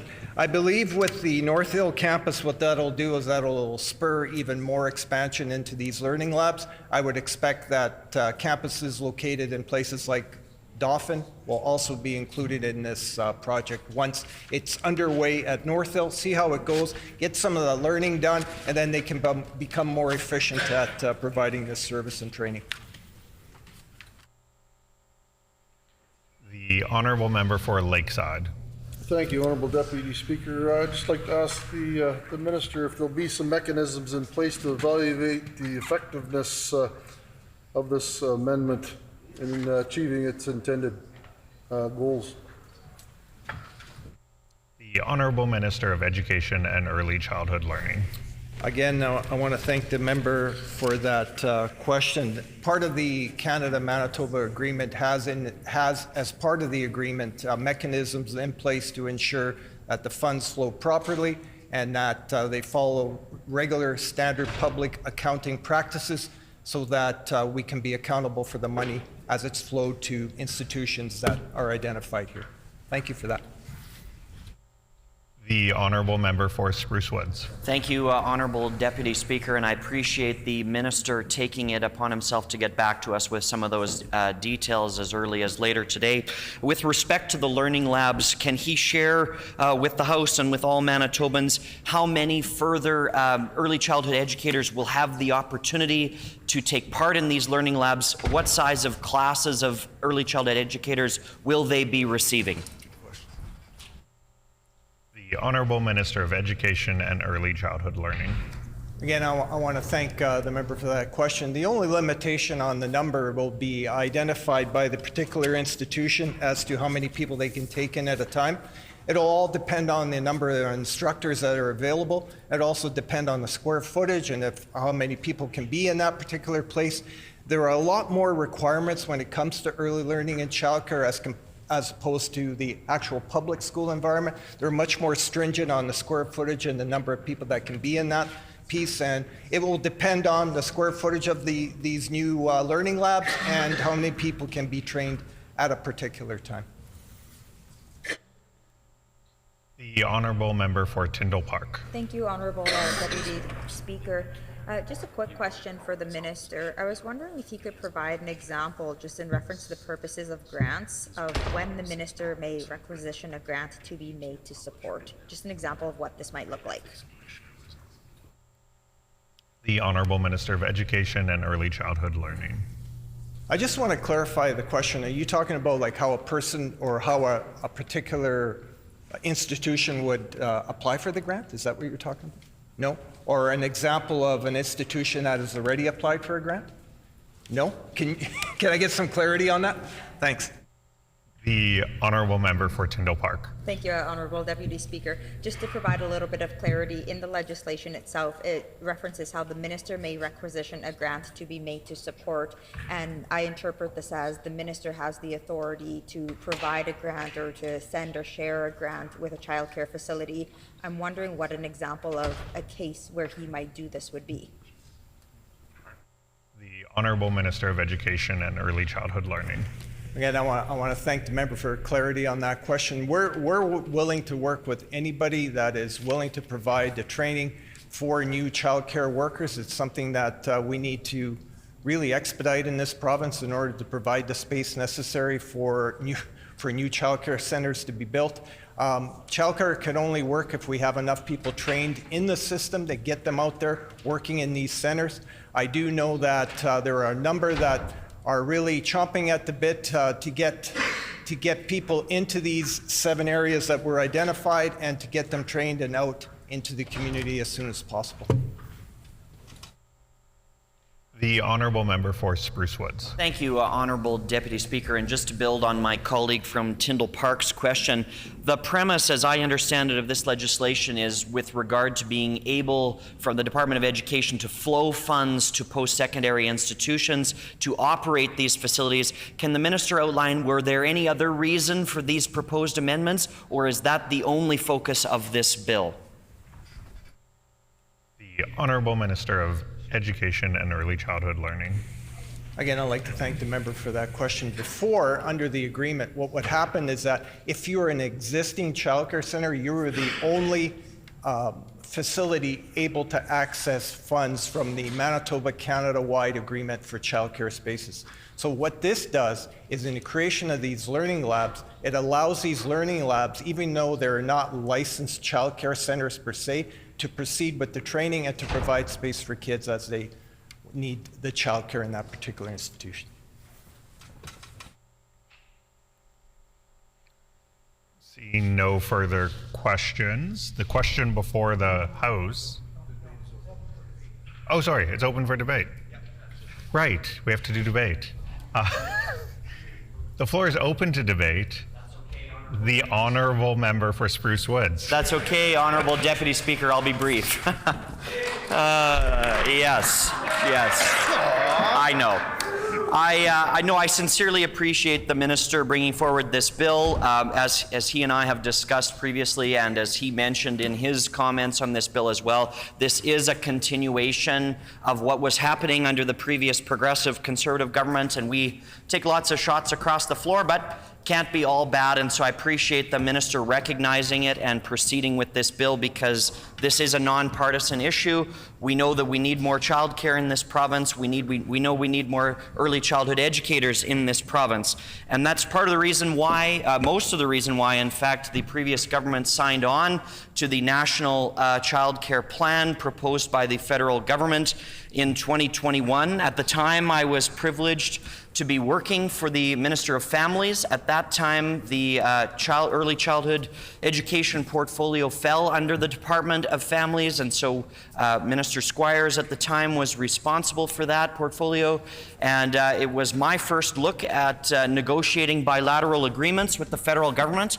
Quite a process that is. I will tell you, Honourable Deputy Speaker, when you ever find yourself in a situation negotiating agreements with our federal cousins, it's quite a process and an experience. But nonetheless, we got to the point where we agreed on 23,000 new childcare spaces in this province within a 5-year time frame.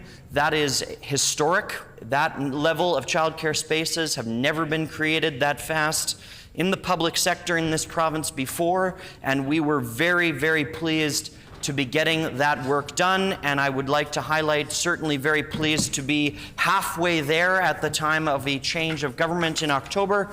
And so we look forward to this new government continuing to make progress on creating those affordable childcare spaces across the province. And this agreement didn't just do that. It lowered childcare fees in the public sector to an average of $10 a day. That is badly needed financial assistance for young families in this province at a time when their cost of living has never been higher. And so I want to recognize the work of previous ministers from this side on that agreement, in particular that milestone achievement. We were the first provincial government in the country out of any that signed on to this deal to reach that average of $10 a day across the province. The first one recognized by the federal government to reach that target. That is a significant achievement and provided significant relief to Manitoba families who had their kids in our affordable public childcare system.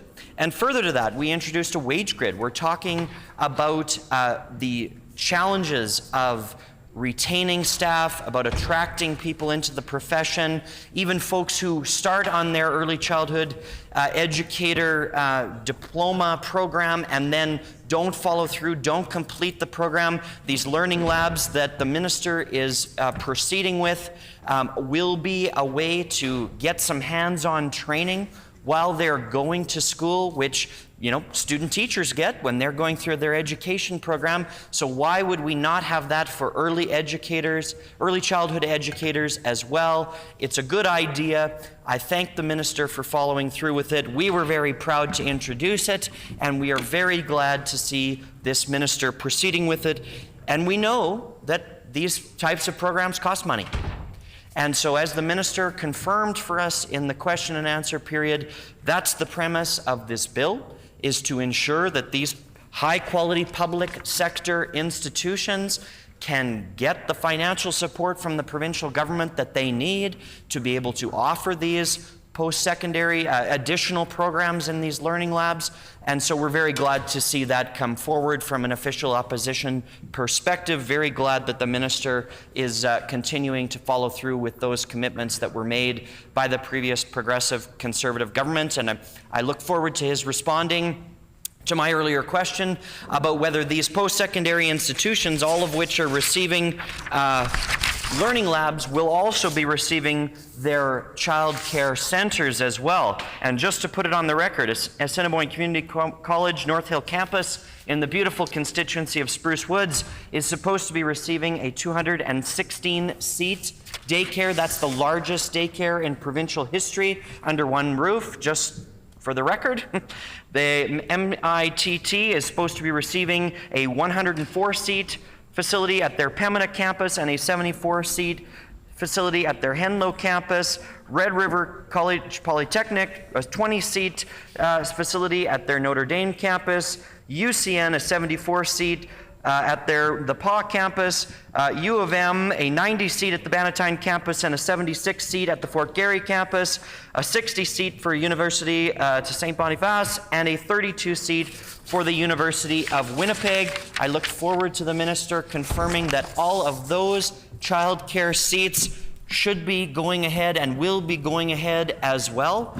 We, this side of the aisle, when we were in government, did the front end work. We got the deal signed with the federal government, $1.9 billion deal over 5 years to create 23,000 spaces. We were well on our way to achieving that target. We hope that the minister will be proceeding with these projects as well as the RTM model and many, many other avenues to ensure that these childcare facilities get built not just here in Winnipeg, but across southern Manitoba, in the Parkland, and up north, to make sure that Manitoba families can access the $10 a day childcare that they need and deserve so that these kids can get the high quality early childhood education that they deserve. That's what this bill takes steps towards. by allowing the financials to flow to these post-secondary institutions. Now the minister needs to do the work and get these facilities built. As an official opposition caucus, we will be making sure that that work gets done and reminding this minister until those doors are open and those seats are filled with the next generation of Manitobans. Thank you very much, Honourable Deputy Speaker. The Honourable Member for Tyndall Park. Thank you, Honourable Deputy Speaker, and I'm happy to rise and just put a few words on record here this afternoon for Bill 18, the Community Childcare Standards Amendment Act. I think that it is unanimous within this House that we all know the importance of childcare and having enough facilities, having enough spots, having staff and ECE and retention and recruitment. And these are all issues that are very real and prominent right now here in Manitoba. We know that we need more childcare spots. As an example, Honourable Deputy Speaker, we know that every single facility here in Manitoba has wait lists for children within the province, and we just can't keep up with the amount of children who are currently waiting. And so it is encouraging to see that whether it be the former government or this new government, they want to invest and create more childcare spots. I think that we are all in favor of that, Honourable Deputy Speaker, but there's still a lot of action that needs to be taken on this. You know, earlier this morning, I was at Stanley Knowles Child Care Centre, and this is right in the heart of Tyndall Park, Honourable Deputy Speaker, and it was a very neat experience because we had Minister Hassan, the federal minister, come out and join us, as well as my father, the Member of Parliament for Winnipeg North. And this child care centre, I actually used to be a child in it, Honourable Deputy Speaker. So it's very neat for me to be able to go back into the community and see what's going on. And it was very precious, some of the experiences and encounters I had this morning, from one little child explaining to me how octopuses have 5 tentacles instead of 8. And how because of this, it could hold up its head better, these little toys and figurines that they make, Honourable Deputy Speaker. And I had another child show me this obstacle course that they had created, where you had to stand up on like a little curb and walk in circles all around, but only if you were holding the teacher's hand, because it can be very dangerous as well, Honourable Deputy Speaker. But to me, this was a testament of how excited children get when they actually get to participate in these childcare centres. But in order for this to happen and for their minds to be able to grow and for socializing to occur, we need to have the spots available, Honourable Deputy Speaker. So I think that it's a good piece of legislation as far as creating more spots. We want to see that happen. We want to see hard numbers and have them tangibly be rolled out. The $10 a day, it's very exciting. It's very encouraging. It's long past due, and we need to make it more affordable for Manitobans and their children to be able to access childcare centres. Again, we need the spots for that, though, Honourable Deputy Speaker. But during the question portion of this bill here in second reading, I did ask a little bit about, like, what would an example be if a minister could requisition a grant to be made to support? Now, I didn't hear a tangible example, and so hopefully I'll hear more about this at the committee stage. But my only concern is I believe that this should be done in a nonpartisan fashion. It's important that decisions are being made by nonpartisan civil servants, not necessarily the minister at hand. But again, I'm hoping I'll learn more about this at the committee stage, and we're happy to see this legislation pass through second reading. Thank you.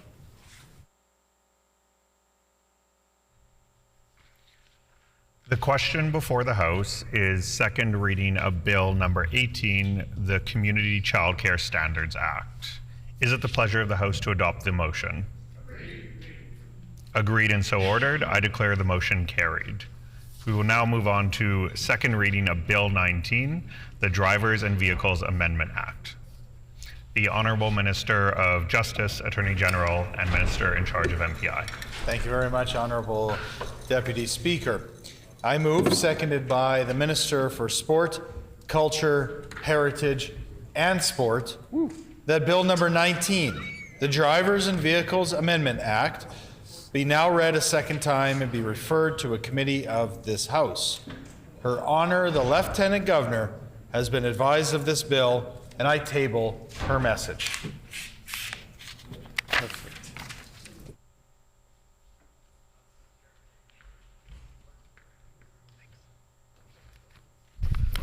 It's been moved by the Honourable Minister of Justice and Attorney General and Minister in charge of MPI, and seconded by the Minister of Sports, Culture, Heritage, and Sport, that Bill number 19, the Driver and Vehicles Amendment Act, be now read a second time and be referred to a committee of this House. Her Honor, the Lieutenant Governor, has been advised of the bill, and the message has been tabled. The Honorable Minister of Justice and Attorney General. Thank you very much, Honorable Deputy Speaker. I'm pleased to rise in the House today for second reading of Bill 19, the Drivers and Vehicles Amendment Act. The Driver and Vehicles Act currently does not allow Manitoba Public Insurance, or MPI, to designate a trailer as either, quote, salvageable or, quote, irreparable, or it does not allow for it to be classified as, quote, rebuilt. With these proposed amendments to the Driver and Vehicle Act, the provision dealing with written-off, salvageable, and irreparable motor vehicles would now also apply to heavy trailers, those with a gross vehicle weight rating of over 4,500 kilograms. Based on the definitions used in the Highway Traffic Act, the Drivers and Vehicles Act, and their regulations, anything that references motor vehicles does not include trailers because they are not self-propelled. Currently, trailers automatically receive the same normal status designation after they are repaired and re-registered. This means that trailers that have been written off can be purchased at a salvage auction and re-registered without being subject to any kind of inspection to verify that they are in fact roadworthy. It also means consumers who subsequently purchase these trailers have no record of their claim history or an accurate estimate of their true value. This situation can also happen to trailers purchased from other jurisdictions and then brought into Manitoba, where they receive normal status upon registration.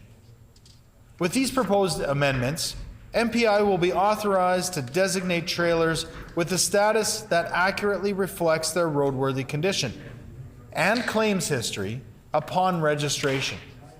This bill will therefore improve road safety and strengthen consumer protection, as it will prevent unsafe trailers from being registered and operated on Manitoba roads, and will inform consumers of the true condition of the claims history of the trailer. Honourable Speaker, I urge all members of this House to show support for Bill 19 today and pass second reading. Thank you. A question period of up to 15 minutes will be held. Questions may be addressed to the Minister by any opposition or independent member in the following sequence. First question by the official opposition critic or designate. Subsequent questions asked by critics or designates from other recognized opposition parties. Subsequent questions asked by each independent member. Remaining questions asked by any opposition members. And no question or answer shall exceed 45 seconds. The Honourable Member for Turtle Mountain. Thank you, Honourable Deputy Speaker. I was wanting to know if the Minister actually had consulted with any groups about this legislation that he put forward here, such as the Manitoba Trucking Association. The Honourable Minister of Justice and Attorney General.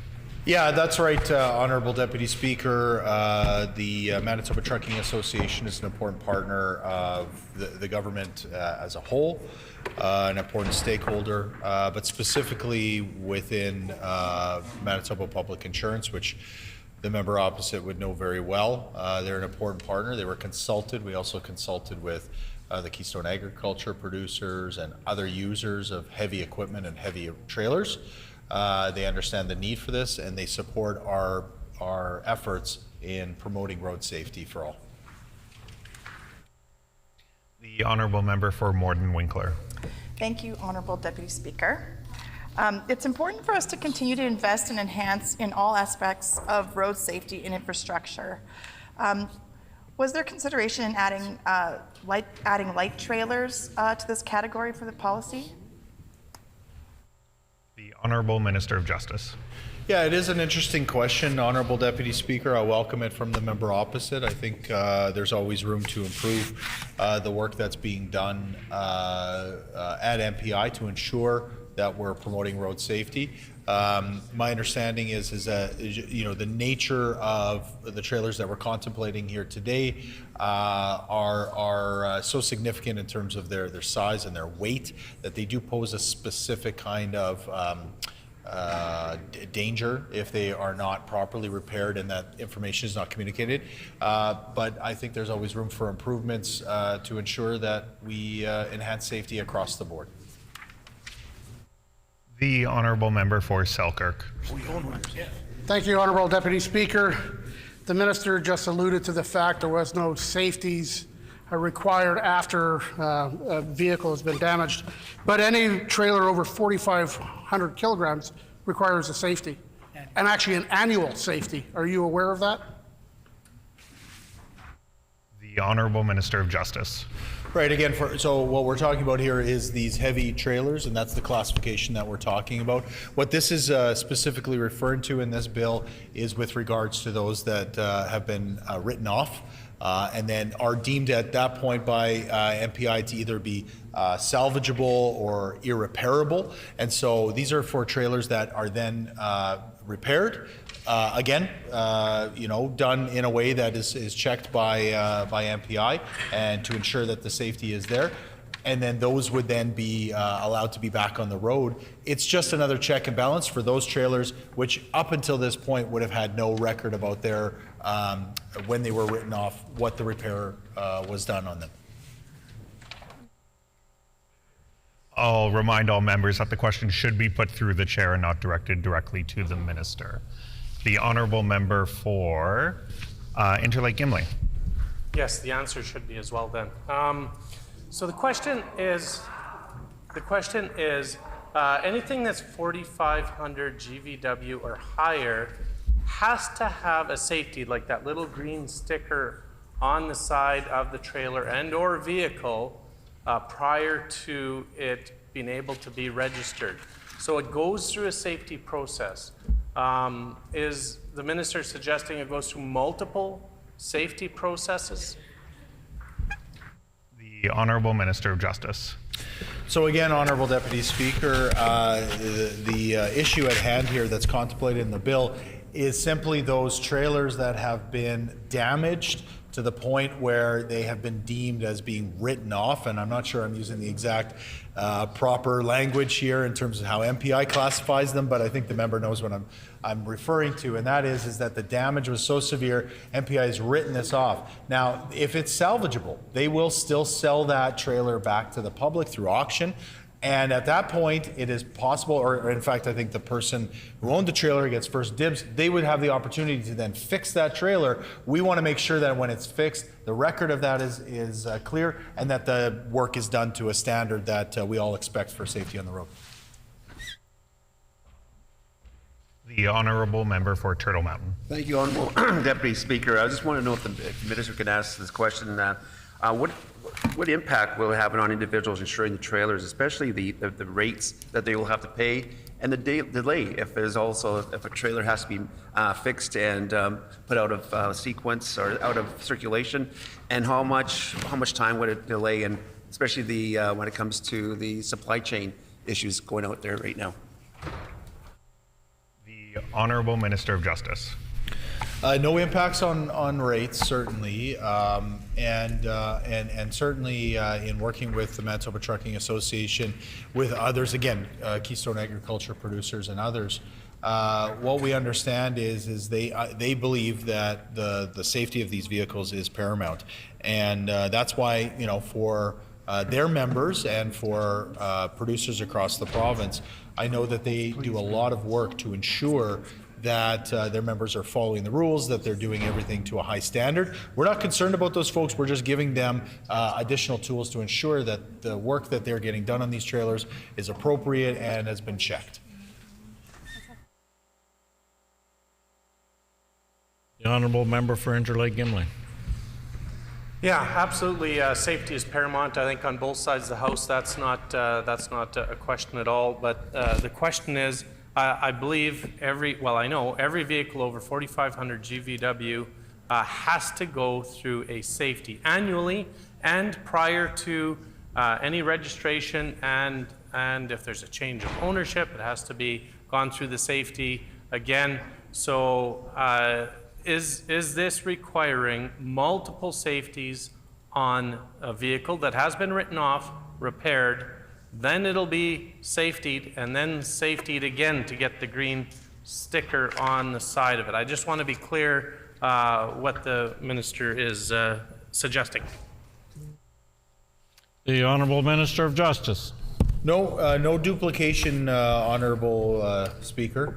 In fact, what this is doing is giving additional tools for, those vehicles that have been in a serious accident and, either the owner or, in this case, MPI wants to, believes that it's repairable to get this vehicle back on the road. That's the idea. Unfortunately, again, under the current definition in the Highway Traffic Act, because these trailers they're not self-propelled, we needed to make this change. It's supported by industry and it's supported by MPI. The Honourable Member for Interlake Gimli. Yeah, Honourable Speaker, will that trailer then have a salvaged title? Like if you have a vehicle that's written off and repaired, it has a salvage title. Will this trailer now as well have a salvaged title, just so the buyer is aware of potential issues, and then it was in a major accident enough to write it off? Honourable Minister of Justice. Yeah, that's correct, Honourable Speaker. The member opposite has it exactly right. The idea is that the work that's going to be done on these vehicles will be to a high standard. Again, as the member opposite mentioned, will be safetied and appropriate to be on the road.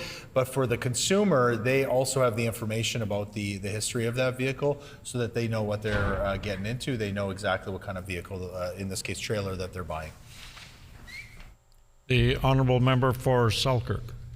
Honourable Speaker, currently right now through MPI, if you have a vehicle that has a salvaged title, it has to go in for an integrity test before getting insurance, part of that safety program. What institutions are out there currently that can provide this integrity test? Because I'm not aware of any, Mr. Speaker. Honourable Speaker. The Honourable Minister of Justice. Got too excited there, Honourable Speaker, to answer the question. I stood up a bit early, but just because it was a question that I asked as well, to ensure that the facilities were in place to be able to implement this and to be able to, as the member opposite mentioned earlier about pressures in the trucking industry. I can get him a list, or I can get him information that will give some more detail on that, but certainly we do have the ability to do these safeties and to make sure that they're properly checked before they get back out on the road. The Honourable Member for La Vérendrye. Over here. Thank you, Honourable Speaker. My question for the Minister, as someone who owns a safety inspection shop for trailers and also an integrity inspection facility endorsed by Manitoba Public Insurance, and being unaware of the process for an integrity inspection for trailers, at what time will those integrity inspection facilities be certified to provide the inspection? Right. And I would assume, although the Minister had said that it's not a duplicated inspection process, that it would be similar to motor vehicle integrity inspections, which are a multi-layer inspection process that that has the integrity inspection layer as well as followed up by a safety inspection layer, which is mandatory for any trailer over 4,500 GVW.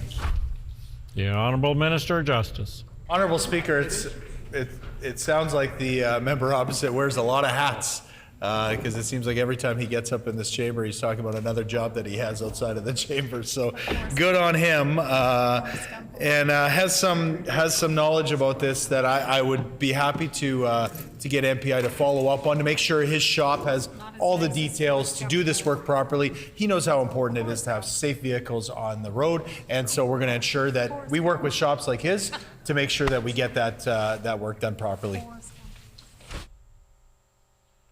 The Honourable Member for Morden Winkler. Thank you, Honourable Speaker. Will there be any added administrative burden for MPI to administer on this? The Honourable Minister of Justice. No, MPI has been calling for this, and again working with partners in the industry, and has asked for this bill to be brought here before the legislature. They see the value in this. Of course, MPI has dual roles: keep the roadways safe and to ensure all Manitobans are safe, but also keep rates affordable and low. And so that has been a mandate that we've been given. We've communicated that clearly to MPI. This fits with that mandate, and we'll continue to implement this. The Honourable Member for Turtle Mountain. Honourable Speaker, question for the Minister is, once this bill gets implemented, like Royal Assent, and it actually goes to being implemented, how long is it going to happen immediately, the implementation, or is there going to be some, especially when it comes to safeties, when it comes to shops that have to get ready for this, is there going to be a time frame, transition period until the actual process gets developed? The Honourable Minister of Justice. It's a good point, Honourable Speaker, and we do want to move as quickly as possible on this, and that's why we're bringing it here for second reading immediately. We do hope that this will come to committee, that we'll have an opportunity to hear from the public. I imagine we'll hear from members opposite and from the public about ways to implement this more quickly, and we're happy to work with them. And the intention is to get moving as quickly as we can. The Honourable Member for Selkirk. Currently, Honourable Speaker, with MPI, you're permitted to have home-built trailers. And I have built several trailers myself over the years, 4,500 kilograms and above. What's going to stop somebody from buying a irreparable trailer or a repair trailer and simply just bringing it forward as a home-built? The Honourable Minister of Justice. Well, I got to admit, that's a great question, Honourable Speaker. I mean, I'm impressed. I know the member opposite does a lot of work on, I think, classic cars and other stuff like that. So I know he has some knowledge in this area as well.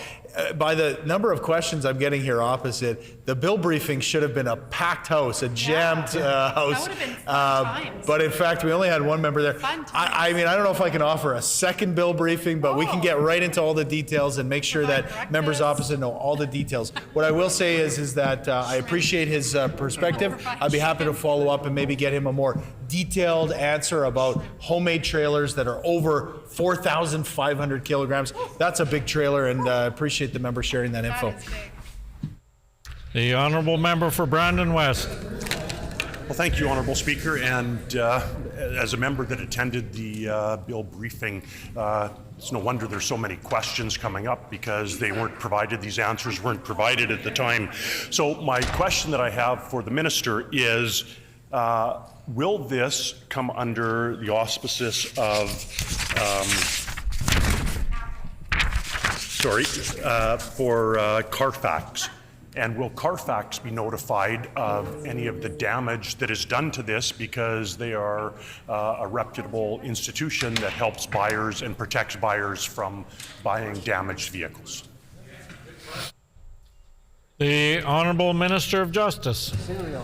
Well, it is a good question, and I'm surprised that the member opposite didn't think that the officials at the bill briefing gave him the proper information. We spent a good amount of time, and good folks, and they work hard. Again, I'm happy to give specific information. In fact, I think he asked this question.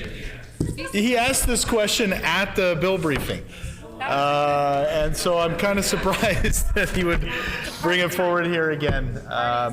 Happy to follow up, make sure the member opposite has all the information. This is an important bill for road safety, and I think every member opposite understands the importance of road safety. So, open book here. We're happy to work with you to make sure, even former ministers who are... Members' time is expired.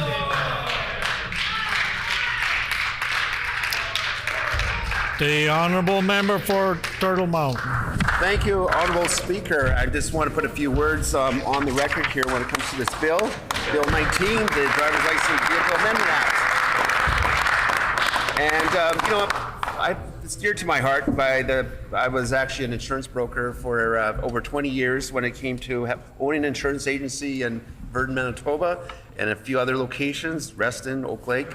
And I know we used to deal with a lot of truckers and truckers that insured their vehicles. And I think this bill sort of indicates that now, that when it comes to buying, especially nowadays when there's such a big trucking industry going through our country, our trade corridors, a lot of times there's a lot more semis on the road right now. And I'm thinking probably in the last 10 years, it's probably more than double the amount of volume of traffic that's coming.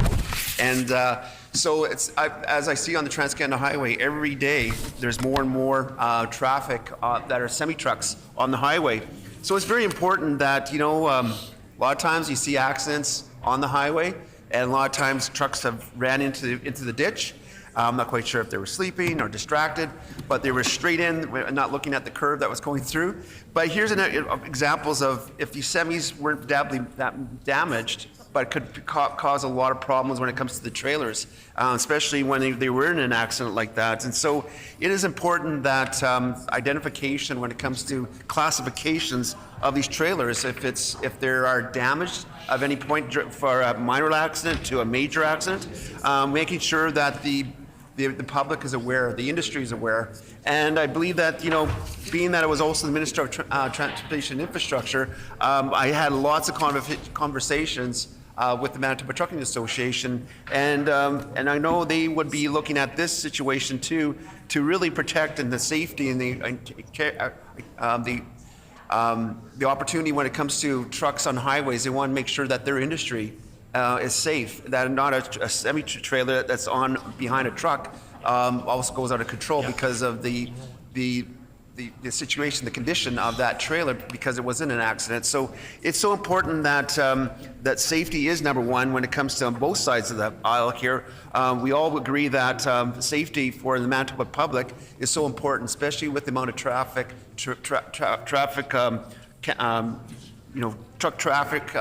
that's on the highway right now, that these trailers are actually inspected, they're actually safe to drive, and then identification when it comes to the status of the condition. If they were rebuilt, had to be repaired, that status is going to be known to the next buyer, and making sure that the buyer, when it comes to the buyer beware, this gives for consumer protection too. This is very important. So I want to give a few, that's probably all the words I want to give on this particular bill, and an opportunity to pass on to the members in the chamber that want to speak on this bill. Thank you, Honourable Speaker.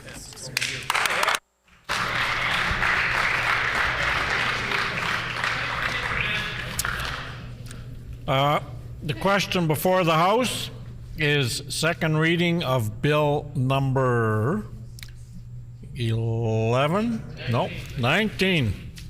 Bill number 19, the Drivers and Vehicles Amendment Act. Is it the pleasure of the House to adopt the motion? Agreed and so ordered.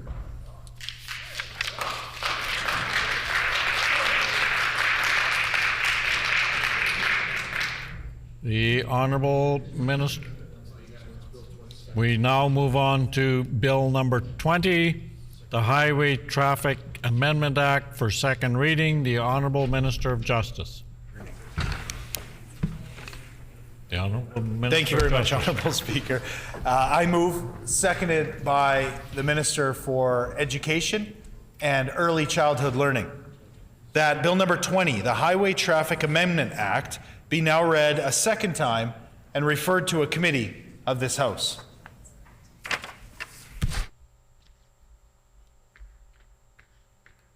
Been moved by the Honourable Minister of Justice, second by the Honourable Minister of Education and Early Childhood Learning, that Bill number 20, the Highway Traffic Amendment Act, be now read a second time and be referred to a committee of this House. The Honourable Minister of Justice. All right.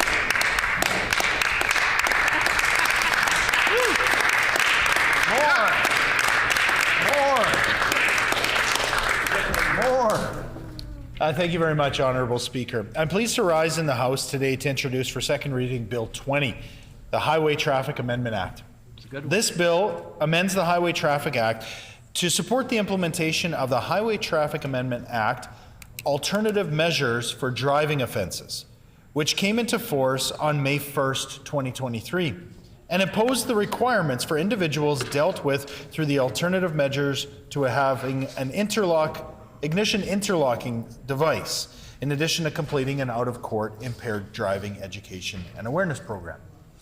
The Highway Traffic Act already prevents people from appealing against the ignition interlock requirement itself. However, it does not prevent people from appealing the suspension of their license if they refuse to comply with the ignition interlock requirement. Allowing these appeals could enable these individuals to delay the installation of the ignition interlock device, with potential public safety implications.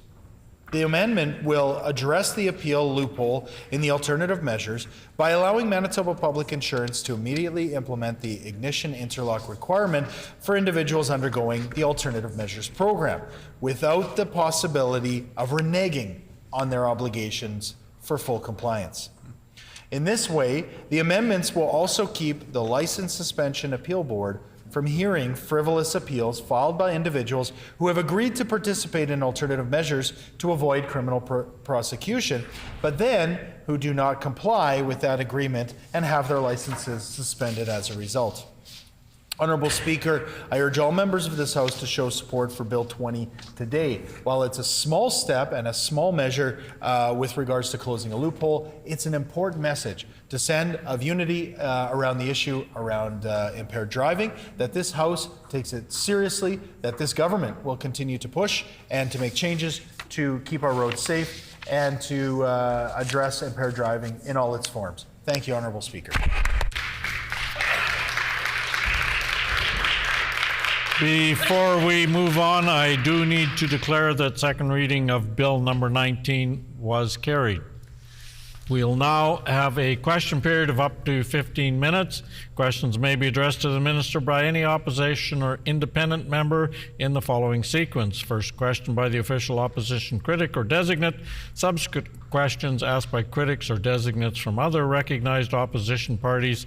Subsequent questions asked by each independent member. Remaining questions asked by any opposition member, and no question or answer may exceed 45 seconds. The floor is open for questions. The Honourable Member for Brandon West.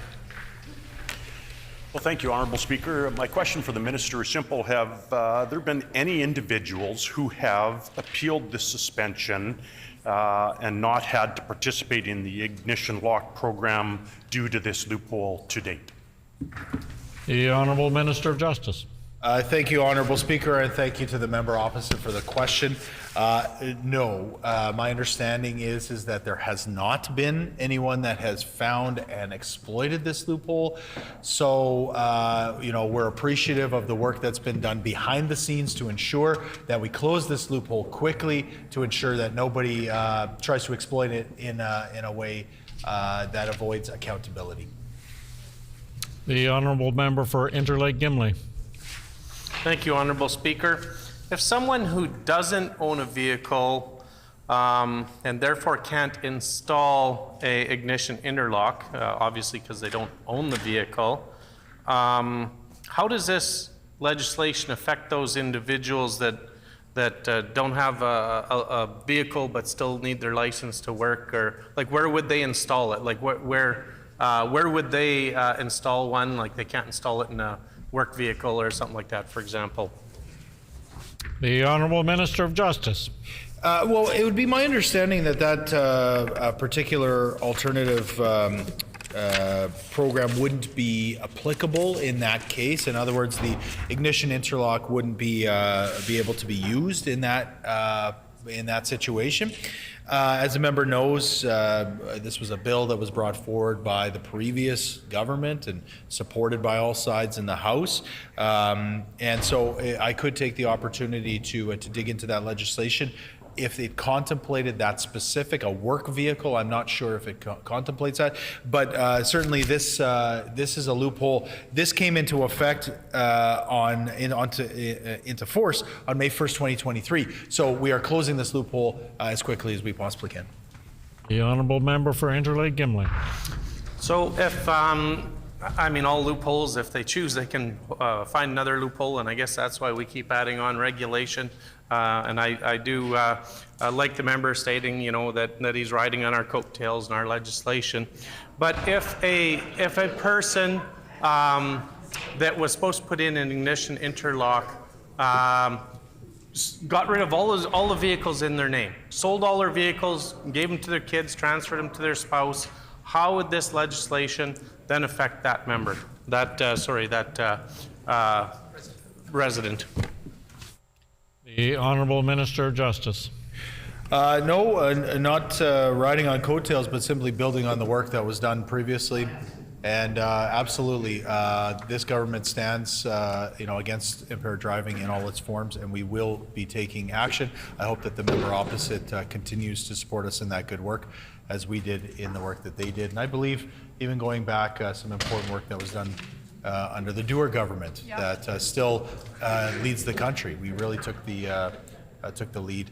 With regards to the specific bill, that does not apply.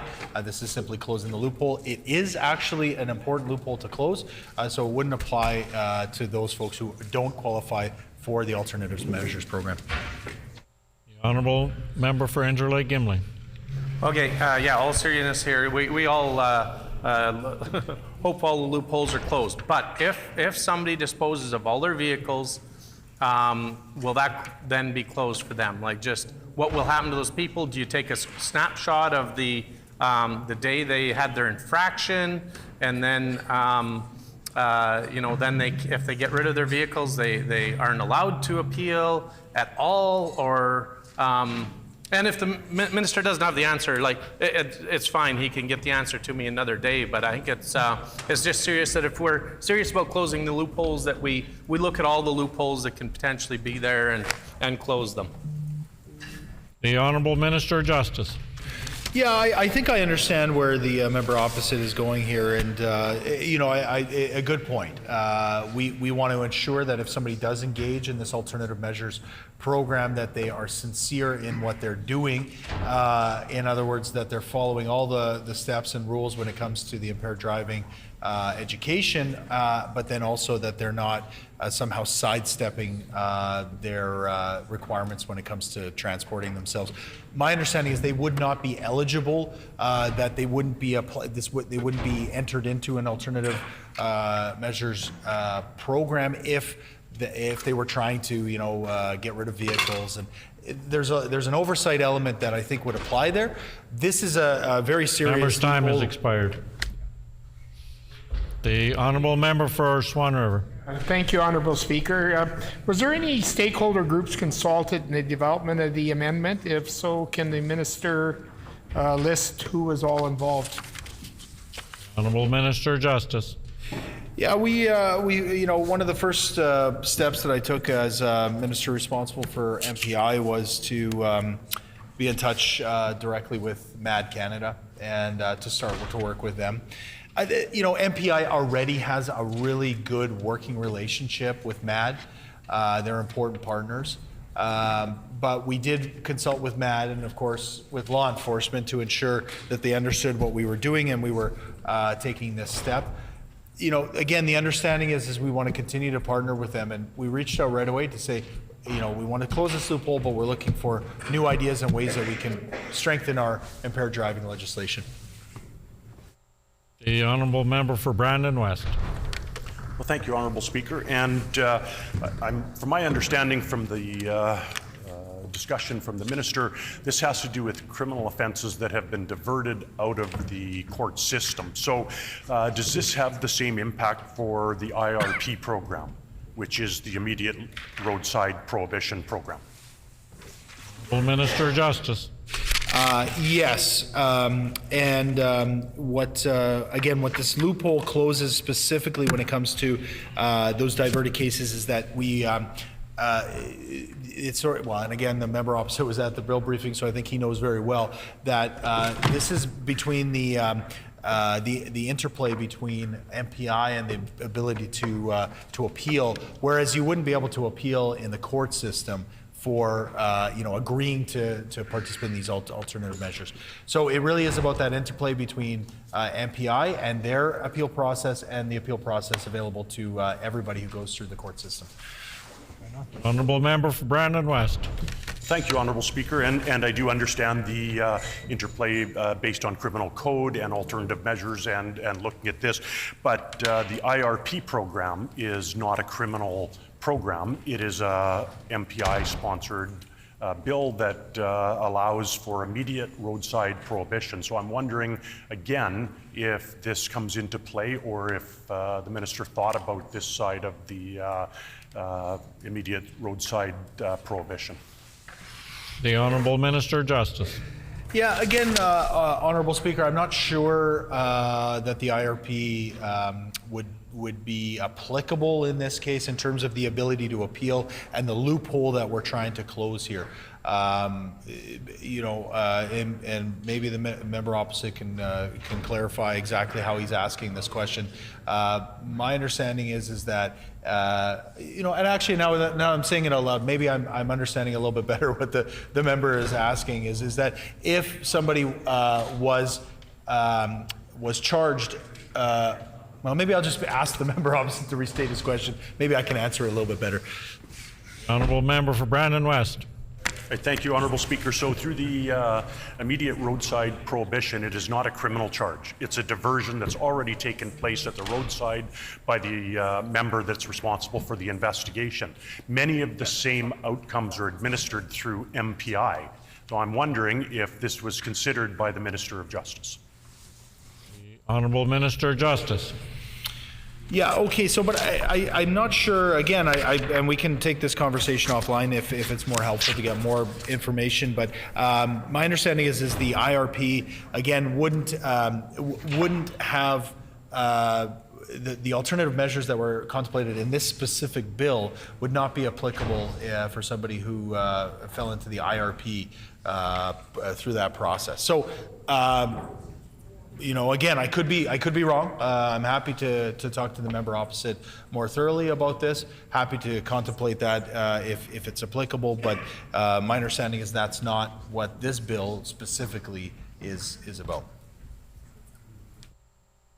The Honourable Member for Brandon West.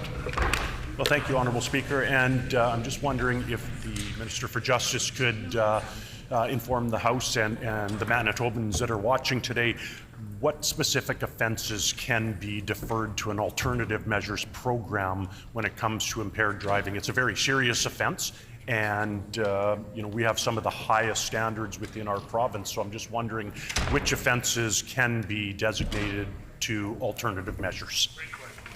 The Honourable Minister of Justice. Yeah, and I've got a ton of respect for the work that's done in our criminal justice system and with our law enforcement folks to ensure, as I said earlier, that that those folks who are charged with impaired driving, that there is a standard which they need to meet in order to be eligible for the alternative measures program. It's all about keeping our streets safe, and it's all about making sure that those folks who have offended, have an impaired driving charge, that we're giving the tools to those who want to make good decisions, the kind of tools that they can now succeed with. The question before the... No, a little early yet. The floor is open for debate. The Honourable Member for Brandon West.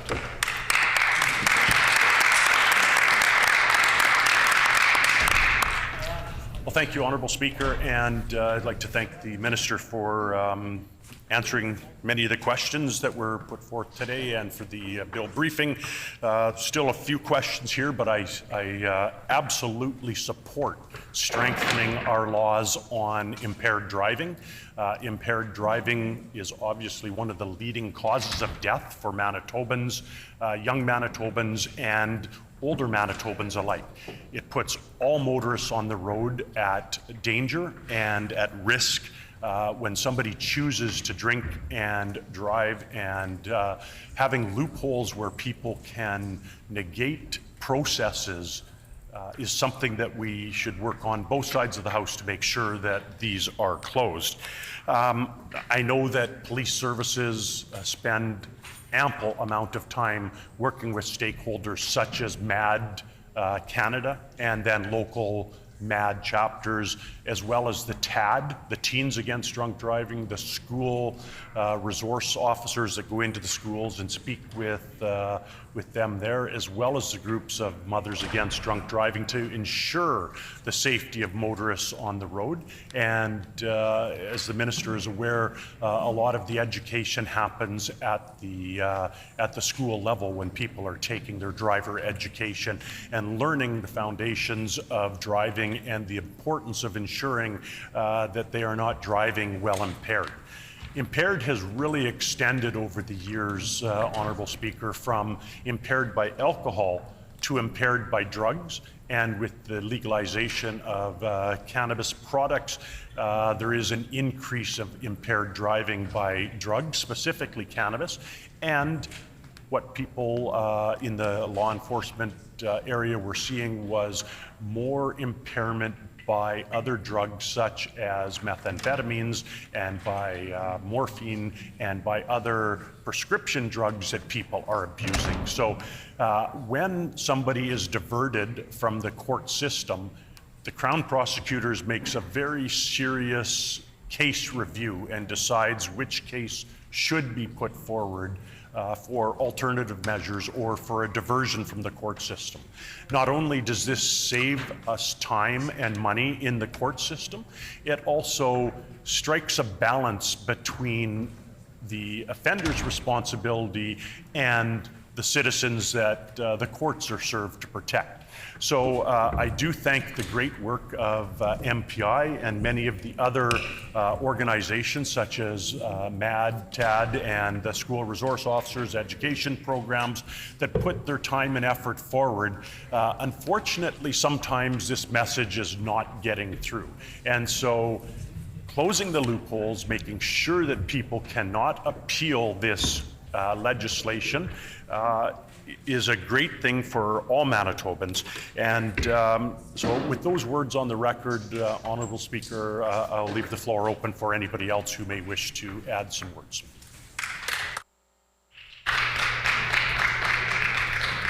Question before the House is the second reading of Bill number 20, the Highway Traffic Amendment Act. Is it the pleasure of the House to adopt the motion? Agreed and so ordered. We'll now move on. The motion is accordingly carried.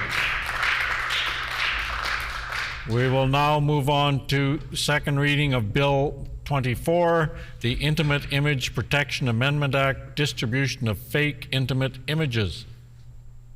The Honourable Minister of Justice. Thank you very much, Honourable Speaker. I move, seconded by the Minister of Environment and Climate Change, that Bill number 24, the Intimate Image Protection Amendment Act, distribution of fake intimate images, be now read a second time and referred to a committee of this House.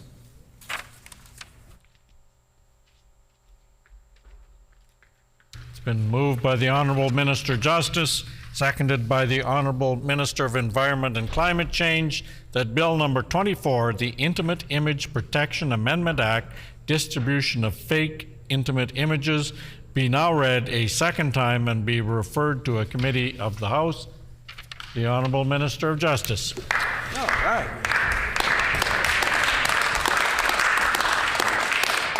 Thank you very much, Honourable Speaker. I'm pleased to rise in the House today to introduce for second reading Bill 24, the Intimate Image Protection Amendment Act. This bill will expand the definition of intimate image to capture images created or altered by electronic means and update the title of the Act. The Intimate Image Protection Act came into force on January 15, 2016. The Act requires the government to make supports available to assist people who have had or who are believed to that they are about to have an intimate image distributed without their consent. In addition to establishing a new requirement for government to assist people who have had an intimate image distributed without their consent, This statute created the tort of non-consensual distribution of intimate images. This provision allows a person whose intimate image is distributed without consent to sue the person who distributed the image. Currently, the definition of intimate image is limited to actual photographs, film, or video recordings. This bill will expand that definition to include visual recordings that were created or altered using electronic means, including software, machine learning, and other types of artificial intelligence. This amendment to the legislation will increase access to civil remedies for plaintiffs whose intimate images, including those electronically created or altered, have been shared without their consent. It will also bring the Intimate Image Protection Act into alignment with similar laws in other jurisdictions, such as New Brunswick, British Columbia, Saskatchewan, and Prince Edward Island. The addition of altered or computer-generated images into the definition of intimate image was recommended by both the Uniform Law Conference of Canada and the Canadian Centre for Child Protection. In addition to supporting priorities identified by the Missing and Murdered Indigenous Women, Girls, and Two-Spirit and Gender-Based Violence Committee of Cabinet, the amendment would support access to justice and provide victims and survivors of these incidents with another venue of recourse. The amendments may also deter would-be distributors of electronically altered or created intimate images. I would submit, Honourable Speaker, that recent events in Manitoba have made it clear for the need for this bill. Our laws must account for the impacts of AI in our communities, and it is unfortunate and deeply regrettable reality that these tools can be used to alter images of people and try to shame them, embarrass them, or demean them. We cannot and should not stand by and allow this to happen. That is why we have brought forward this legislation, and I look for the support of all in this House in passing the bill. Thank you, Honourable Speaker. A question period of up to 15 minutes will be held. Questions may be addressed to the minister by any opposition or independent member in the following sequence. First question by the official opposition critic or designate. Subsequent questions asked by critics or designates from other recognized opposition parties. Subsequent questions asked by each independent member. Remaining questions asked by any opposition member, and no question or answer shall exceed 45 seconds. The floor is open for questions. The Honourable Member for Midland. Thank you, Honourable Speaker. I thank the Minister for bringing this bill forward. I also had a similar bill on the order paper, and I know after our bill briefing, we both have the same end goal in mind, and that's to protect vulnerable children and youth.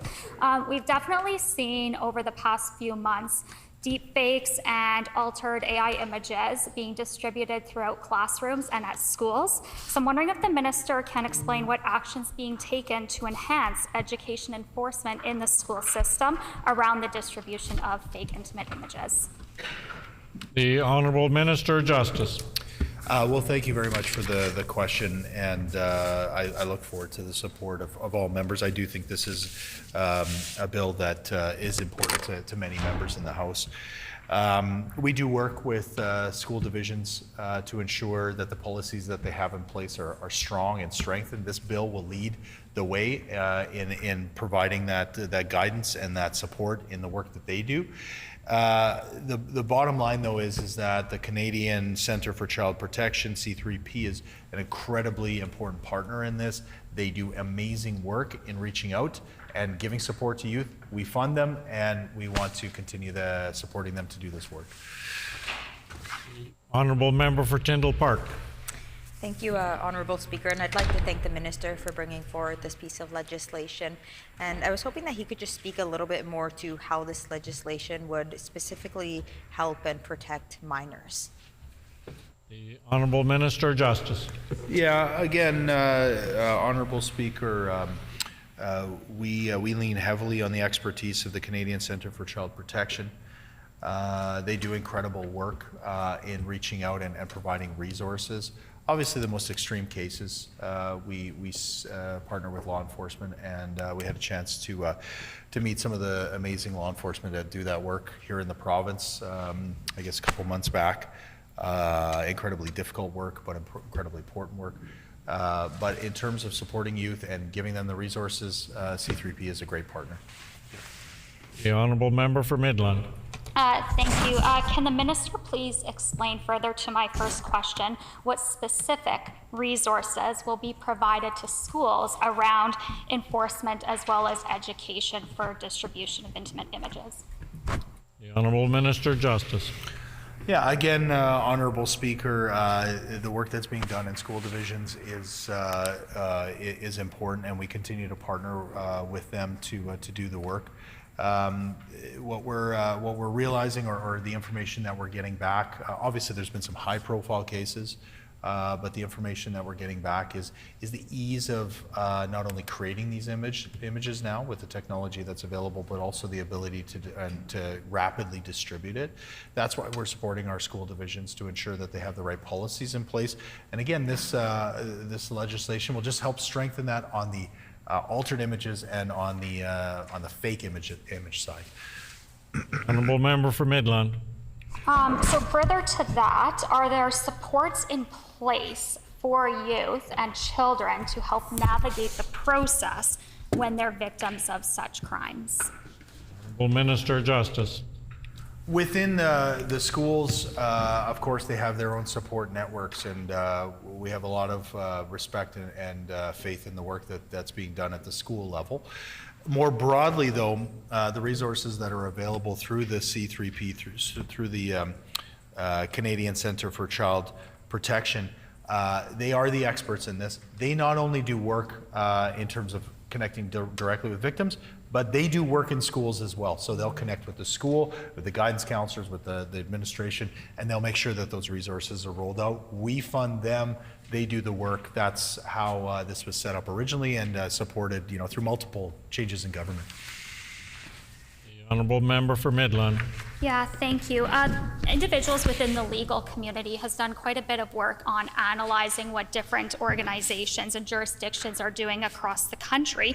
So can the minister list who he has consulted with from the legal community, and if he has consulted anyone within the legal community? Honourable Minister Justice. Yeah, as I mentioned in my opening statement, the Uniform Law Conference of Canada did incredible work. This is legislation that's now slowly starting to be created and rolled out across the country.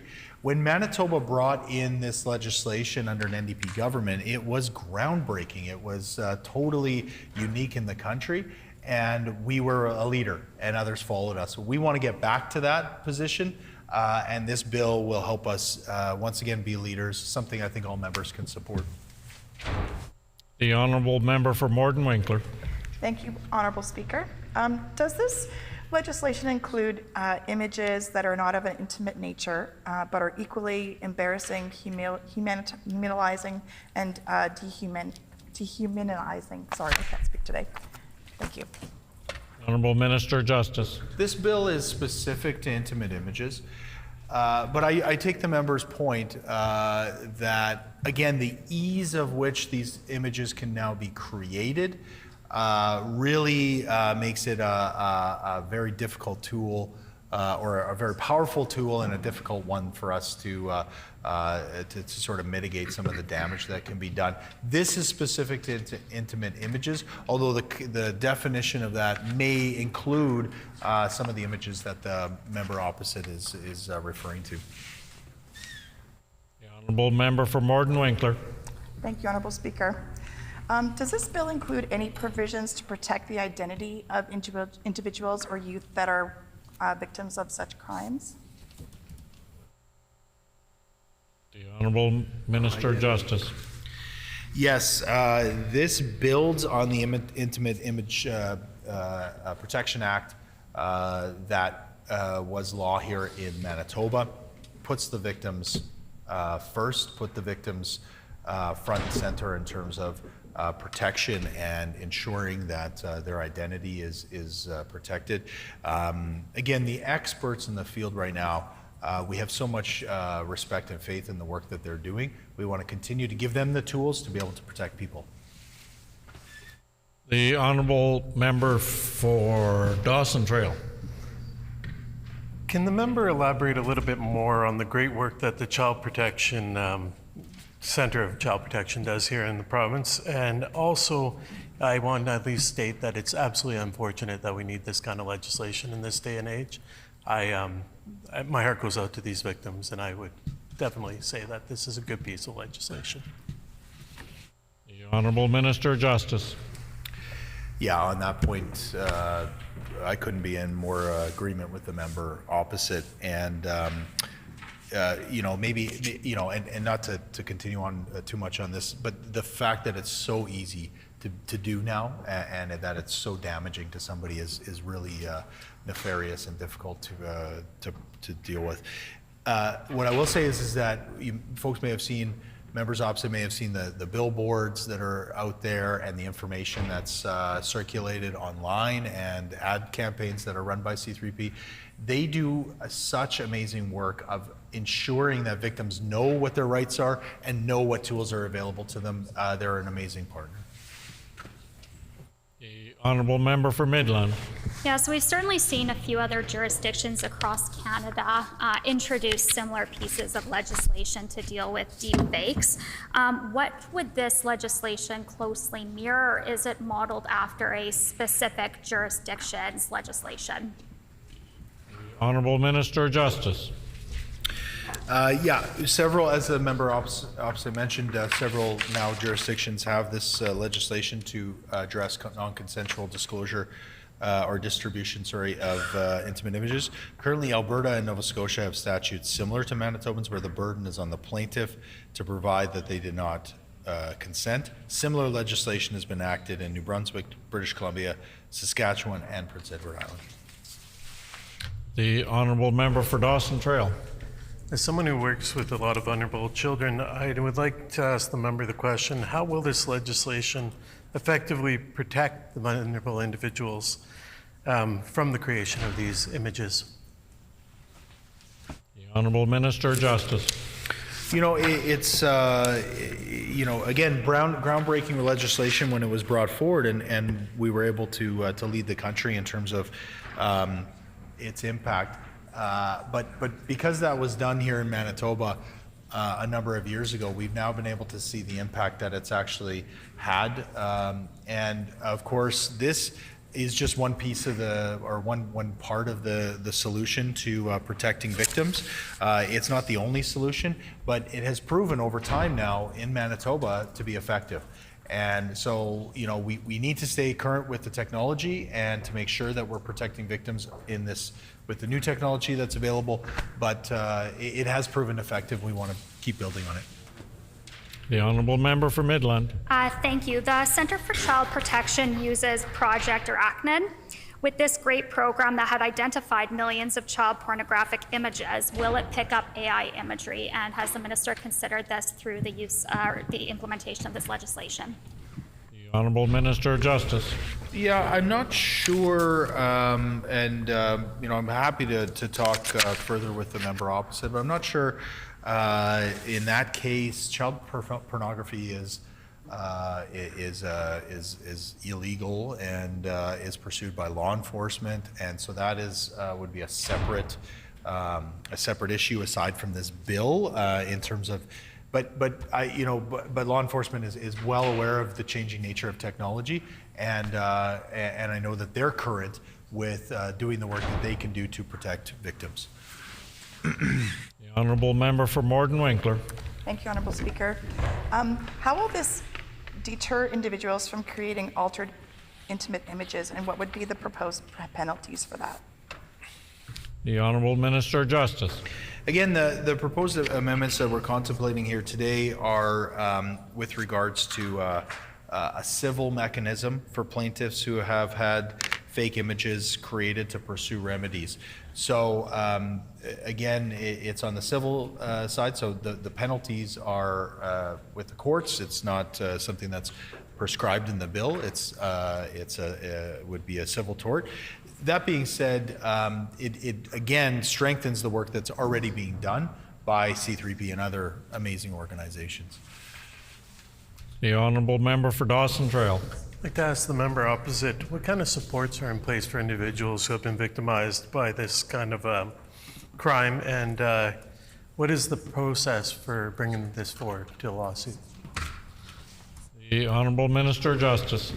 Yeah, again, what I and when we were bringing this bill forward and having the bill briefing and other briefings with regards to this information, one of the items that we brought forward right away is how do we get this information out there? How do we let the public know their rights and let the public know that that this bill will help deal with some of the technological changes that, quite frankly, there's been some high-profile cases, but I think it's more a day-to-day where we're hearing about victims that we want to be able to support. So I think it's a good point. I think we need to get this information out there, and we need to make sure that people know what their resources are and how we can support them. Honourable member for Midland. Yeah, so just further to that last answer, is the government planning to take on a education awareness campaign of its own as it relates to creation and distribution of deepfakes and the consequences that result thereof? Honourable Minister of Justice. I think it's something that we can continue to talk about. What I envision this though is again working with the experts at the C3P. Who already have the ability and the knowledge of how to get this information out there. As I said, billboards and kind of like that media that gets the information to the people who need to hear it. They're the experts in terms of where those resources can go to. So, not saying no, but I think that they're a good resource to lean into to get that information out. Honourable member for Midland. Yeah, thank you. So just further to that on communications and back to schools, because we are seeing really terrible circumstances of AI-generated images and deepfakes being passed around within school settings and during school hours. So can the minister specifically mention and discuss what resources and supports he is planning to provide educators and our school systems to help educate and enforce when this is happening during school hours? The Honourable Minister of Justice. Yeah, again, as I said, Honourable Speaker, I think the member opposite has it exactly right. We need to get this information and these resources to the people who need it and to meet them where they are, in this case, in schools and working with educators. So there is some really important work already being done by C3P. I know our Minister of Education has done a lot of work to ensure that school boards are being properly briefed. This bill, though, will help give them some of those tools and will support the work that they're doing. So we've got a ton of faith in our schools and in our educators, but we want to give them as many tools as we can to do their important work.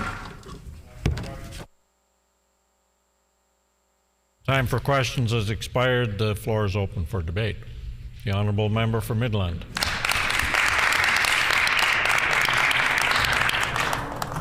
Thank you, Honourable Speaker, and thank you for the opportunity today to rise to put a few words on the record as relates to Bill 24. As I mentioned during question period, this is an important topic and one that our side of the House is taking very seriously. We also had a bill on the order paper earlier in March, very similar in nature, to deal specifically with this issue and what we have been seeing in schools and globally with individuals who have been targeted and become victims of AI-generated images, sexually explicit and deep fakes. So, it is the utmost priority for our side of the House to ensure that we do strengthen our existing laws to protect individuals from sexual exploitation. And, Honourable Speaker, I do want to mention that I do believe that this is a nonpartisan issue, one that all sides of the House have the same end goal in mind, and that is to protect vulnerable children and youth and young people, and to ensure that young people are kept safe online. AI-generated images, or often referred to as deepfakes, are incredibly realistic depictions of individuals.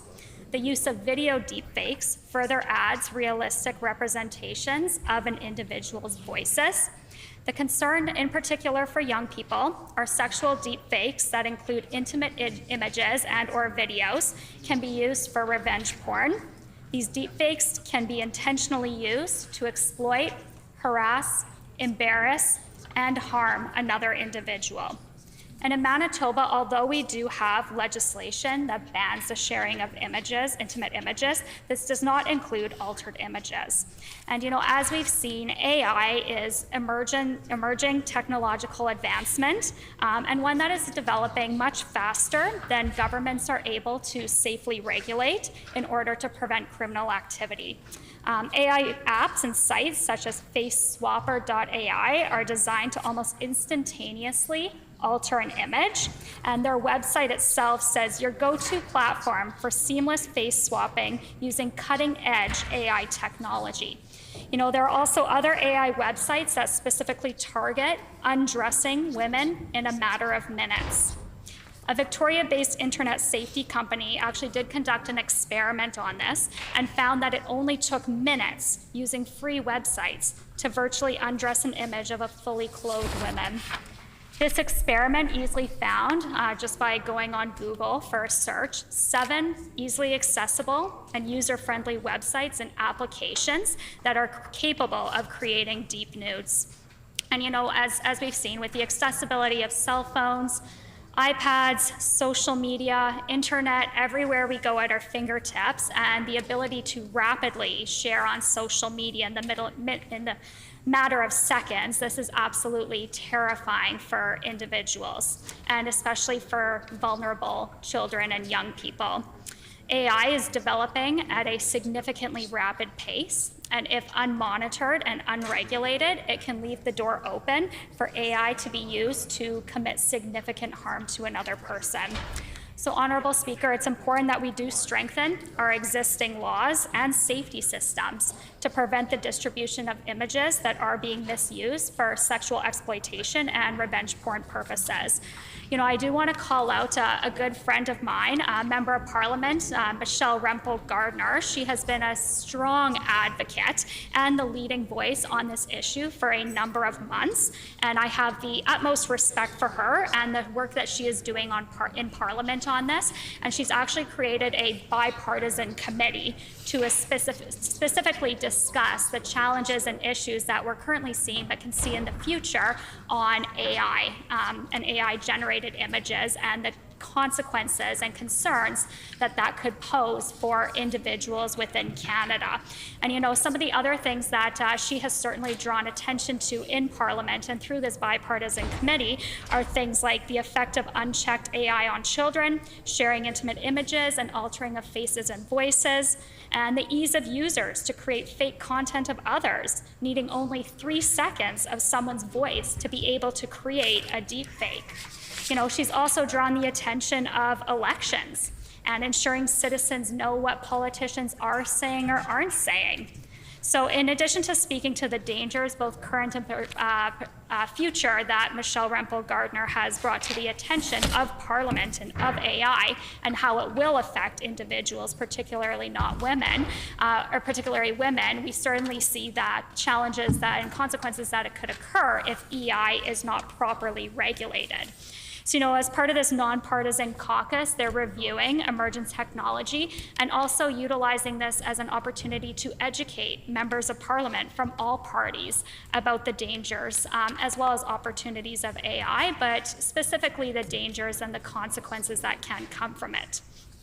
So when I refer back to my earlier comment in my opening statement, Honourable Speaker, I mentioned that this should be a nonpartisan issue, as our end goal should be about protecting all young people and vulnerable individuals from this type of harm, and how we as legislatures can do everything in our power and everything possible to protect people online.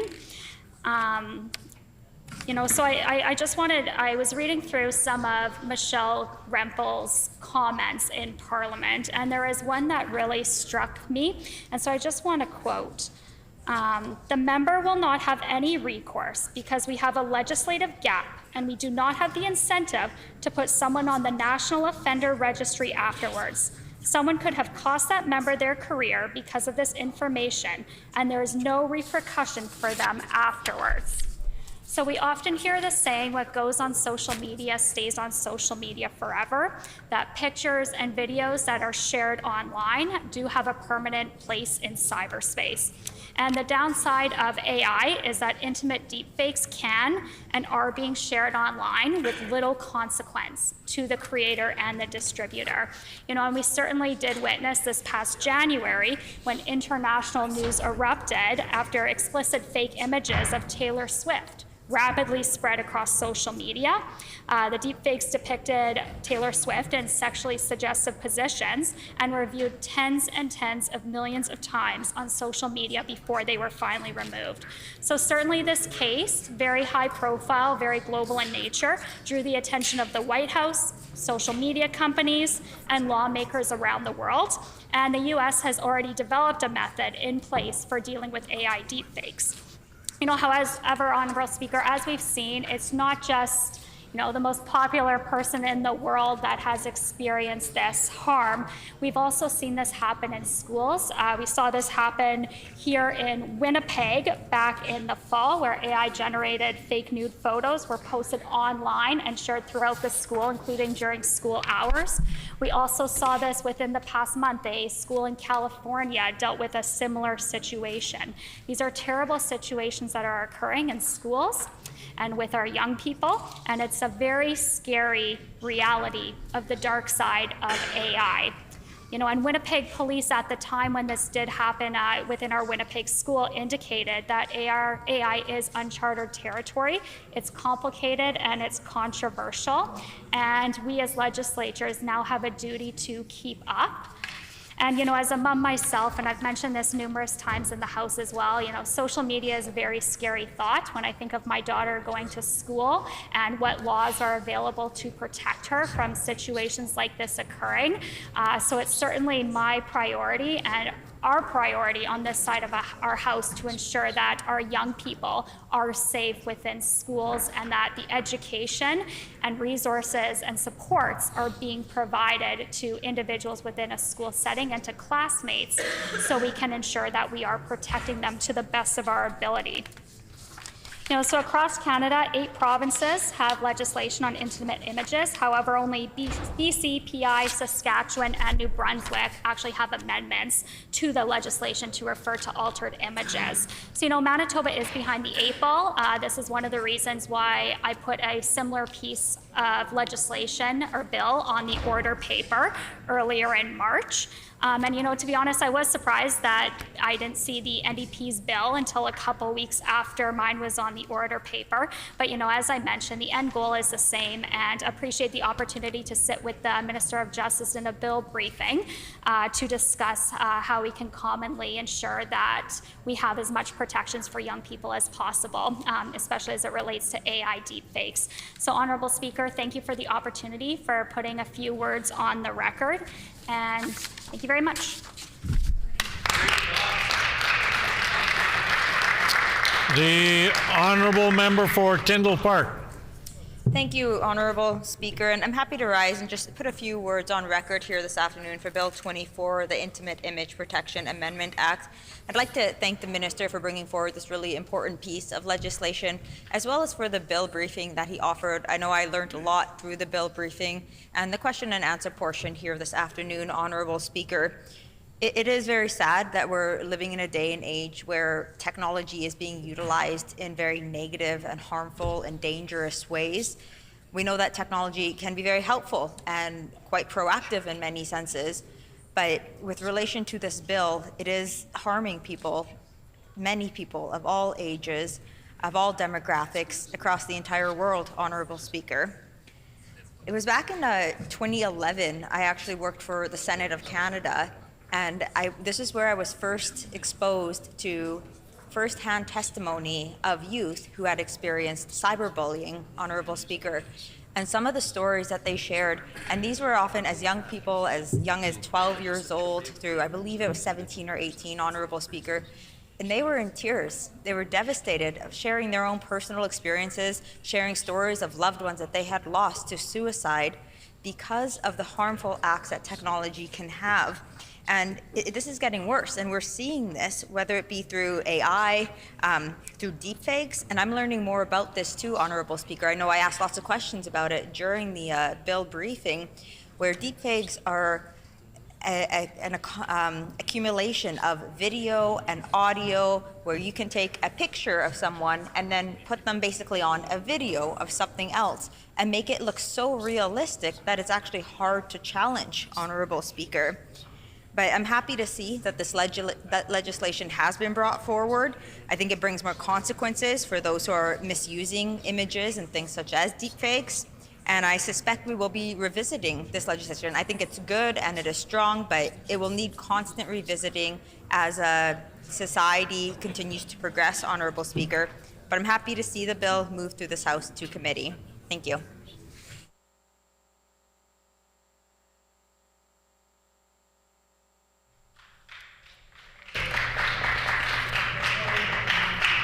The question before the House is second reading of Bill 24, the Intimate Image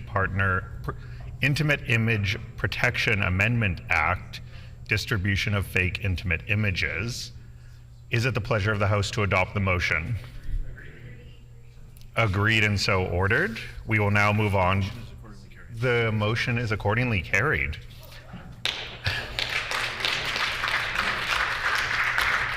We will now move on to Bill 11, the Statutes and Regulation Amendment and Interpretation Amendment Act. Second reading of that one. The Honourable Minister of Justice. Thank you very much, Honourable Deputy Speaker. I move, seconded by the Minister of Labour and Immigration, that Bill number 11, the Statutes and Regulations Amendment and Interpretation Amendment Act, be now read a second time and referred to a committee of this House.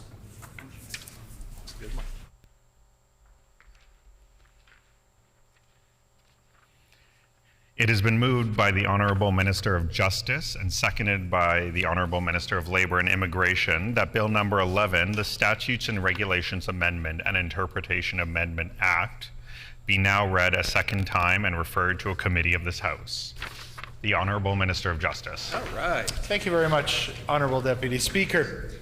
I'm pleased to speak about Bill 11, the Statutes and Regulations Amendment and Interpretation Amendment Act. This bill brings forward amendments that are related to keeping the statute book of Manitoba in good order. The bill deals with three matters: gender neutrality, minor amendments and corrections and regulations, and proclamation commencement dates.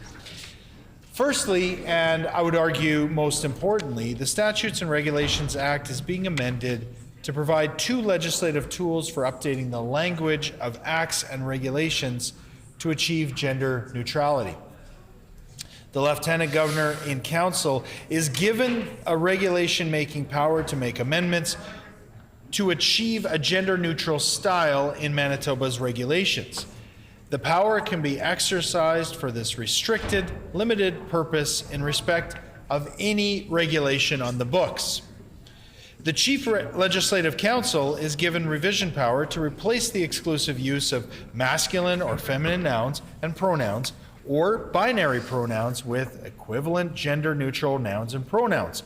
For example, he or she can now be replaced with they. There are dozens of acts and regulations that still only refer to he or his, and hundreds that refer to he or she. This will be a major undertaking for Legislative Council, but they will now have the tools to tackle these changes in a more efficient manner. You may recall the Chief Legislative Council was given a similar power to change the references from Queen to King on the demise of the Crown. Changes to achieve gender neutrality in statutes that cannot be made by the exercise of the revision power will continue to be made by bill amendments. A consequential amendment is made to the Interpretation Act to reflect gender diversity. This bill is in keeping with our government's commitment to upholding diversity and inclusion. Language matters, and it matters that all Manitobans can see themselves reflected in the laws and regulations of this province. By replacing outdated terms with modern language, we are demonstrating our commitment to the principle that we are one Manitoba. That means ensuring that every Manitoban, no matter their gender identity, is afforded the respect and recognition that they deserve. We in the Chamber are familiar with the Minor Amendments in Corrections Act, the annual Omnibus Corrections Bill put forward in this House. There is no equivalent process for regulations. This bill gives the Lieutenant Governor in Council a restricted, limited regulation-making power to make those minor or administrative changes to regulations. This will allow for efficient updating and corrections to Manitoba's regulations and fulfills a request from government departments and government agencies for an expedited process, or a MACA for regs. Finally, the Interpretation Act is amended to allow proclamations that bring an act into force be amended or revoked before the coming into force date set out in the original proclamation. This clarifies the legal ability to make a change to a proclamation that has already been made. It is similar to a provision in the Ontario Legislature. This concludes my remarks on Bill 11. Thank you for your attention. I look forward to bringing this legislation forward to committee. Thank you, Honourable Speaker. Right on.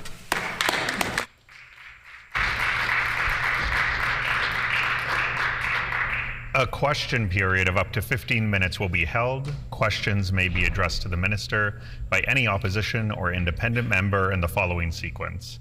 First question by the official opposition critic or designate. Subsequent question asked by critics or designates from other recognized opposition parties. Subsequent questions asked by each independent member. Remaining questions asked by any opposition member, and no question or answer shall exceed 45 seconds. The Honourable Member for Brandon West. Well, thank you, Thank you, Honourable Deputy Speaker. Question for the Minister is, the Manitoba Human Rights Commission has made several rulings related to gender neutrality and language. Was their expertise consulted prior to bringing this bill to the Legislature? The Honourable Minister of Justice. Yes, Honourable Deputy Speaker, this legislation was done in consultation to make sure that we get it right. But more specifically, that when we're making these changes, that we give the ability to our Legislative Council to continue to make the kind of changes that reflect modern language and how we use gendered language.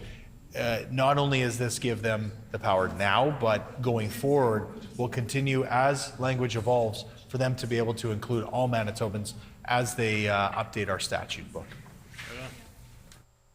The Honourable Member for Fort White.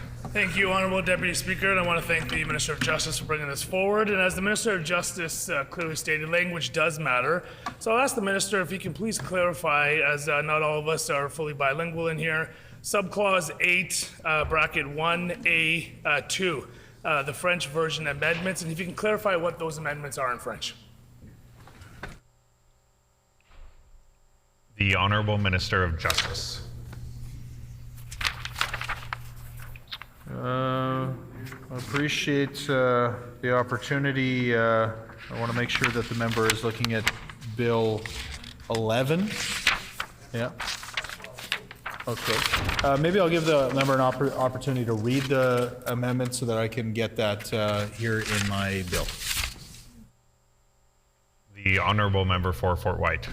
Yeah, thank you, Honourable Deputy Speaker. And, you know, as I said in my previous question, not all of us are fully bilingual. I'm not bilingual. I do speak and understand a little bit, but it's clearly here in page Bill 11. subclause 8, bracket 1A2 of French version is amended by striking out toute personne ou ante le compris, le lieutenant governor, un conseil, un ministre, un groupe de ministers, and substituting, and it goes on and on. So if the minister could please clarify that, since it is his bill, Bill 11. The Honourable Minister of Justice. Well, I appreciate the question from the member opposite, and I hope to be able to answer his question more fully. Maybe he can just maybe get to the heart of the question that he's trying to ask. Is it a problem with the translation that he's identified, and that he maybe wants to share with the House? Be happy to to dig into that a little bit more closely. The Honourable Member for Fort White. Sure. Thank you, Honourable Deputy Speaker. And I guess I'll ask for the third time, as I stated. Not all of us are fully bilingual in here. It's just mainly clarification around the wording that the minister has put in this bill in regards to the French language. If you can please clarify what changes he's proposing in French. The Honourable Minister of Justice. Yeah, I'll apologize to all members of the House because I have the bill in front of me and I'm not seeing Section 8 in this bill. And so I may be missing something here. Be happy to work through any concerns that the member has specifically about that translation. If he's got information about how the translation is incorrect. This is a bill that has come forward at the request of our Leg Council, folks that are nonpartisan, work on behalf of all members of the House. Many members opposite know them well, and they are just trying to get some more tools to be able to do their jobs more effectively. The Honourable Member for Brandon West. Thank you, Honourable Deputy Speaker, and wondering if the Minister could speak about the fact that language is in a continual state of evolution, and what mechanisms are in place to ensure that gender-neutral style used in legislation will remain up to date. For example, there's over 80 different recognized gender identities used, so just wondering how this will follow through with this legislation. The Honourable Minister of Justice. Well, thank you very much, Honourable Speaker, and I think the member opposite has really cut to the heart of the matter here. And what this does, similar to a bill that was brought forward under the previous government called the Demise of the Crown Act, which sounds quite ominous, but gave the tools not only to change, make the simple change, I would suggest, of like, he, him to they, or she, her to they, but also allows our Council to continue to do this work, not just on the new legislation that's brought forward, which is already happening, but now going back and using what the current gendered language is to ensure that it's as inclusive as possible. The Honourable Member for Fort White. Thank you, Honourable Deputy Speaker. So I guess we'll try this again for the fourth time here, so I pulled it up for clarification. So the Statute and Regulation Act is amended by this section 1, bracket 2, subclause 8, bracket 1, bracket A, bracket 2 of the French version is amended by striking out, and it goes on. So again, just looking for clarification, as I'm not fully bilingual, maybe 65% bilingual, that he can just further clarify what changes this is making in the French language, since language does matter. So I will let the Minister answer, but I'll just let all members know that clause by clause questions are traditionally left for the committee, period. So, but we'll let the Minister answer. Minister of Justice. We want to answer questions. Thank you. And thanks for making the correction there so we can all find it. Clause 1, not Clause 8. Yes. We are back on track now. I appreciate that. No, that's an important question, and as the Speaker has given us guidance here, I think that's a great question to bring up at committee.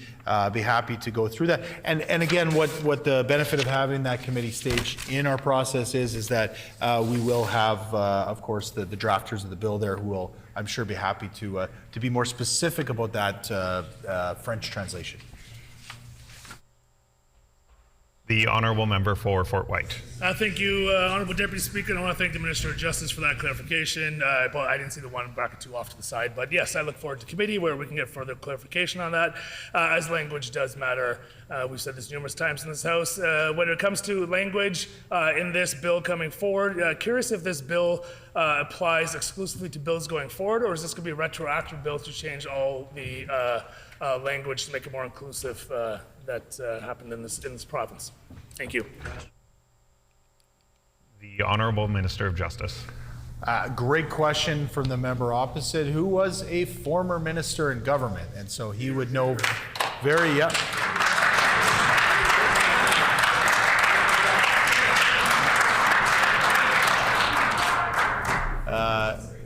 he'll know very well he brought forward legislation in this House, and so he would know this is the standard and has been for a number of years already on the legislation that he himself brought forward. I'm sure he's well aware of that. I think he was just asking this in a hypothetical way, and for others to understand. This is to go back on legislation that has already been passed that didn't meet the standard. Of course, the legislation that's been brought forward in this House for a number of years has already met these standards. Yeah. The Honourable Member for Brandon West. Well, thank you, Honourable Deputy Speaker, and that's a great segue into my question for the Minister. I'm wondering if the Minister has looked at a sequence of bills that will be brought forward in order of importance, how you see these bills outlined of importance, whether it's going to be health, whether it's going to be justice, whether it's going to be education, and where this process will begin. The Honourable Minister of Justice. It's actually a very good question. I appreciate the member opposite for asking that. Again, this gives the tools to our Legislative Council to do this work.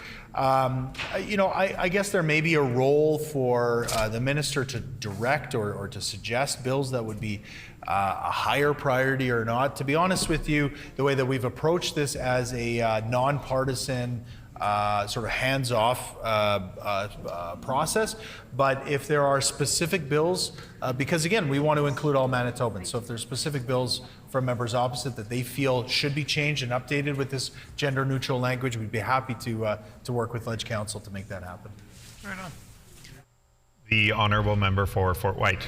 Thank you, Honourable Deputy Speaker, and I thank the Minister for his answers. And he's right, inclusive language is very important so that we represent all Manitobans. What we are dealing with today isn't what we were maybe dealing with 5, 10, 20, 50 years ago. So with the Minister claiming that this is retroactive going back, does the Minister have an idea of how many pieces of legislation are now going to be required to be reviewed and possibly amended to comply with Bill 11?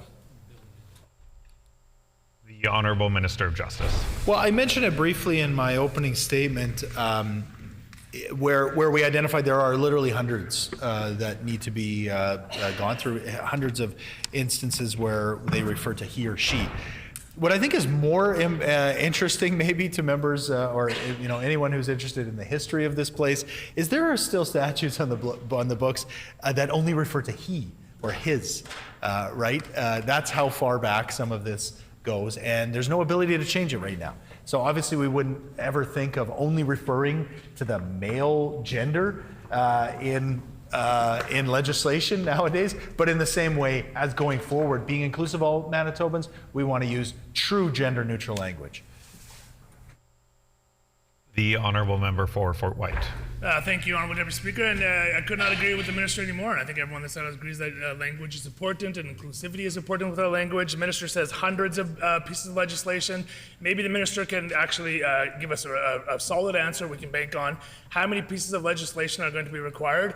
And also, is there a cost associated with now going back and changing these previous bills, previous pieces of legislation to comply with Bill 11? So how many pieces and how much it's going to cost? And I'll save the third question for after that. The Honourable Minister of Justice. Well, again, hundreds of pieces of legislation that need to be updated. And, you know, the amazing work of our Ledge Council and all the civil servants and public servants throughout Manitoba is so much appreciated by this government. That's why one of the first things we did was to say we were giving them a hug, just to recognize the work that they do. And I want to extend that to our folks over at Ledge Council.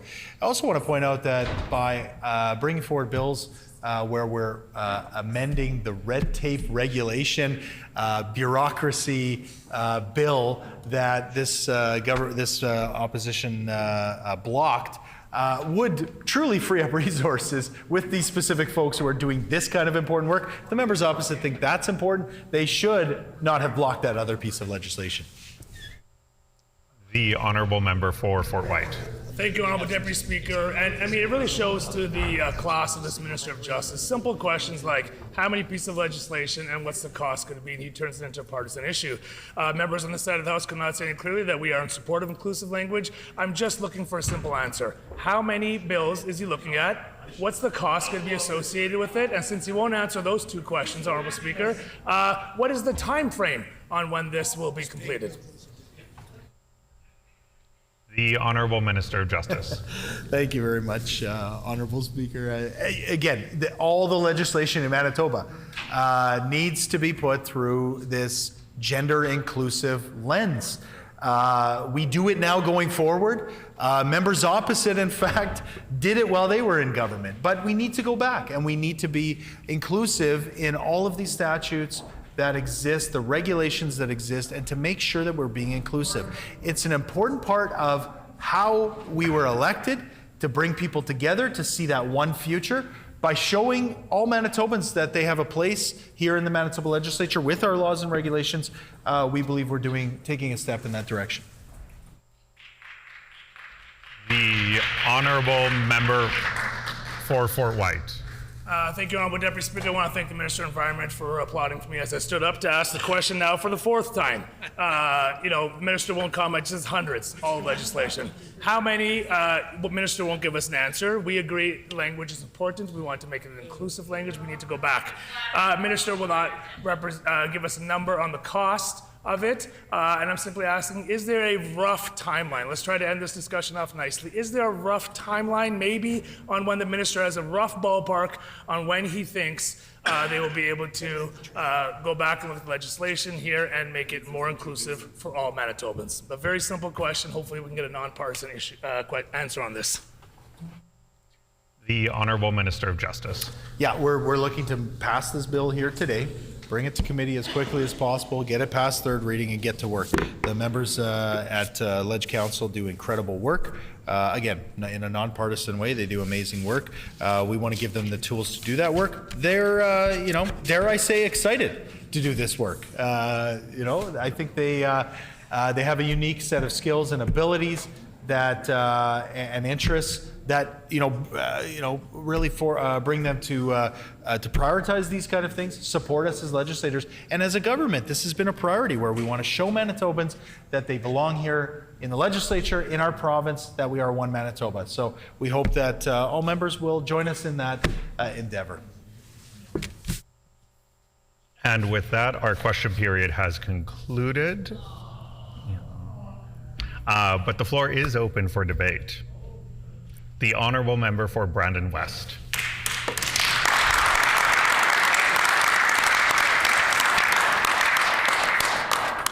Thank you, Honourable Deputy Speaker, and again, it gives me great pride to rise in the House and speak about any of the bills and anything that this PC government has brought forward throughout the years. If we look back historically, the former PC government implemented policy changes allowing individuals to select a non-binary option in addition to male or female under the Vital Statistics Act, including on birth and death certificates. So we are a very inclusive government, when we were in power, and we'll continue to do that when we look at these bills moving forward. It's important to recognize, as the minister said many times today, that words on the record are important, and words mean a lot to individuals, and sometimes words in these House, specifically based on gender neutrality, are attacking of individuals across the aisle. And I've heard many times that this government has accused this side of being transphobic or being homophobic without actually knowing any of our individual circumstances and what each of us represent within our ridings and within our personal lives. So to have those sort of innuendos pass forward is shameful, but on the same token, I'm happy to work with this government and bring gender neutrality into reality on a number of these bills. And as the minister has stated, there is probably hundreds of bills that have to be looked at. And so from our side of the aisle, I would like to make a shout out to Legislative Council, who is going to tediously go through each and every one of these bills and look at them for gender neutrality. There is literally hundreds of bills and regulations, as the minister has stated, and this is going to be a very long time. And a matter of fact, Honourable Speaker, I'm sure we will be back in government in 3 years when this finishes off this quest. So with those words on the record, Honourable Speaker, I will leave the floor to anybody else that may want to put words on the record. Thank you.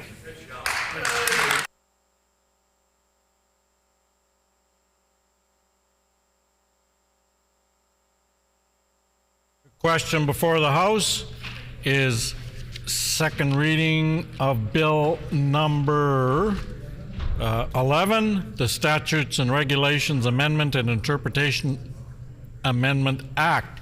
Is it the pleasure of the House to adopt the motion? Agreed and so ordered. I declare the motion carried. So, that concludes the business before the House this evening. Accordingly, this House is now adjourned and stands adjourned until 10 a.m. tomorrow.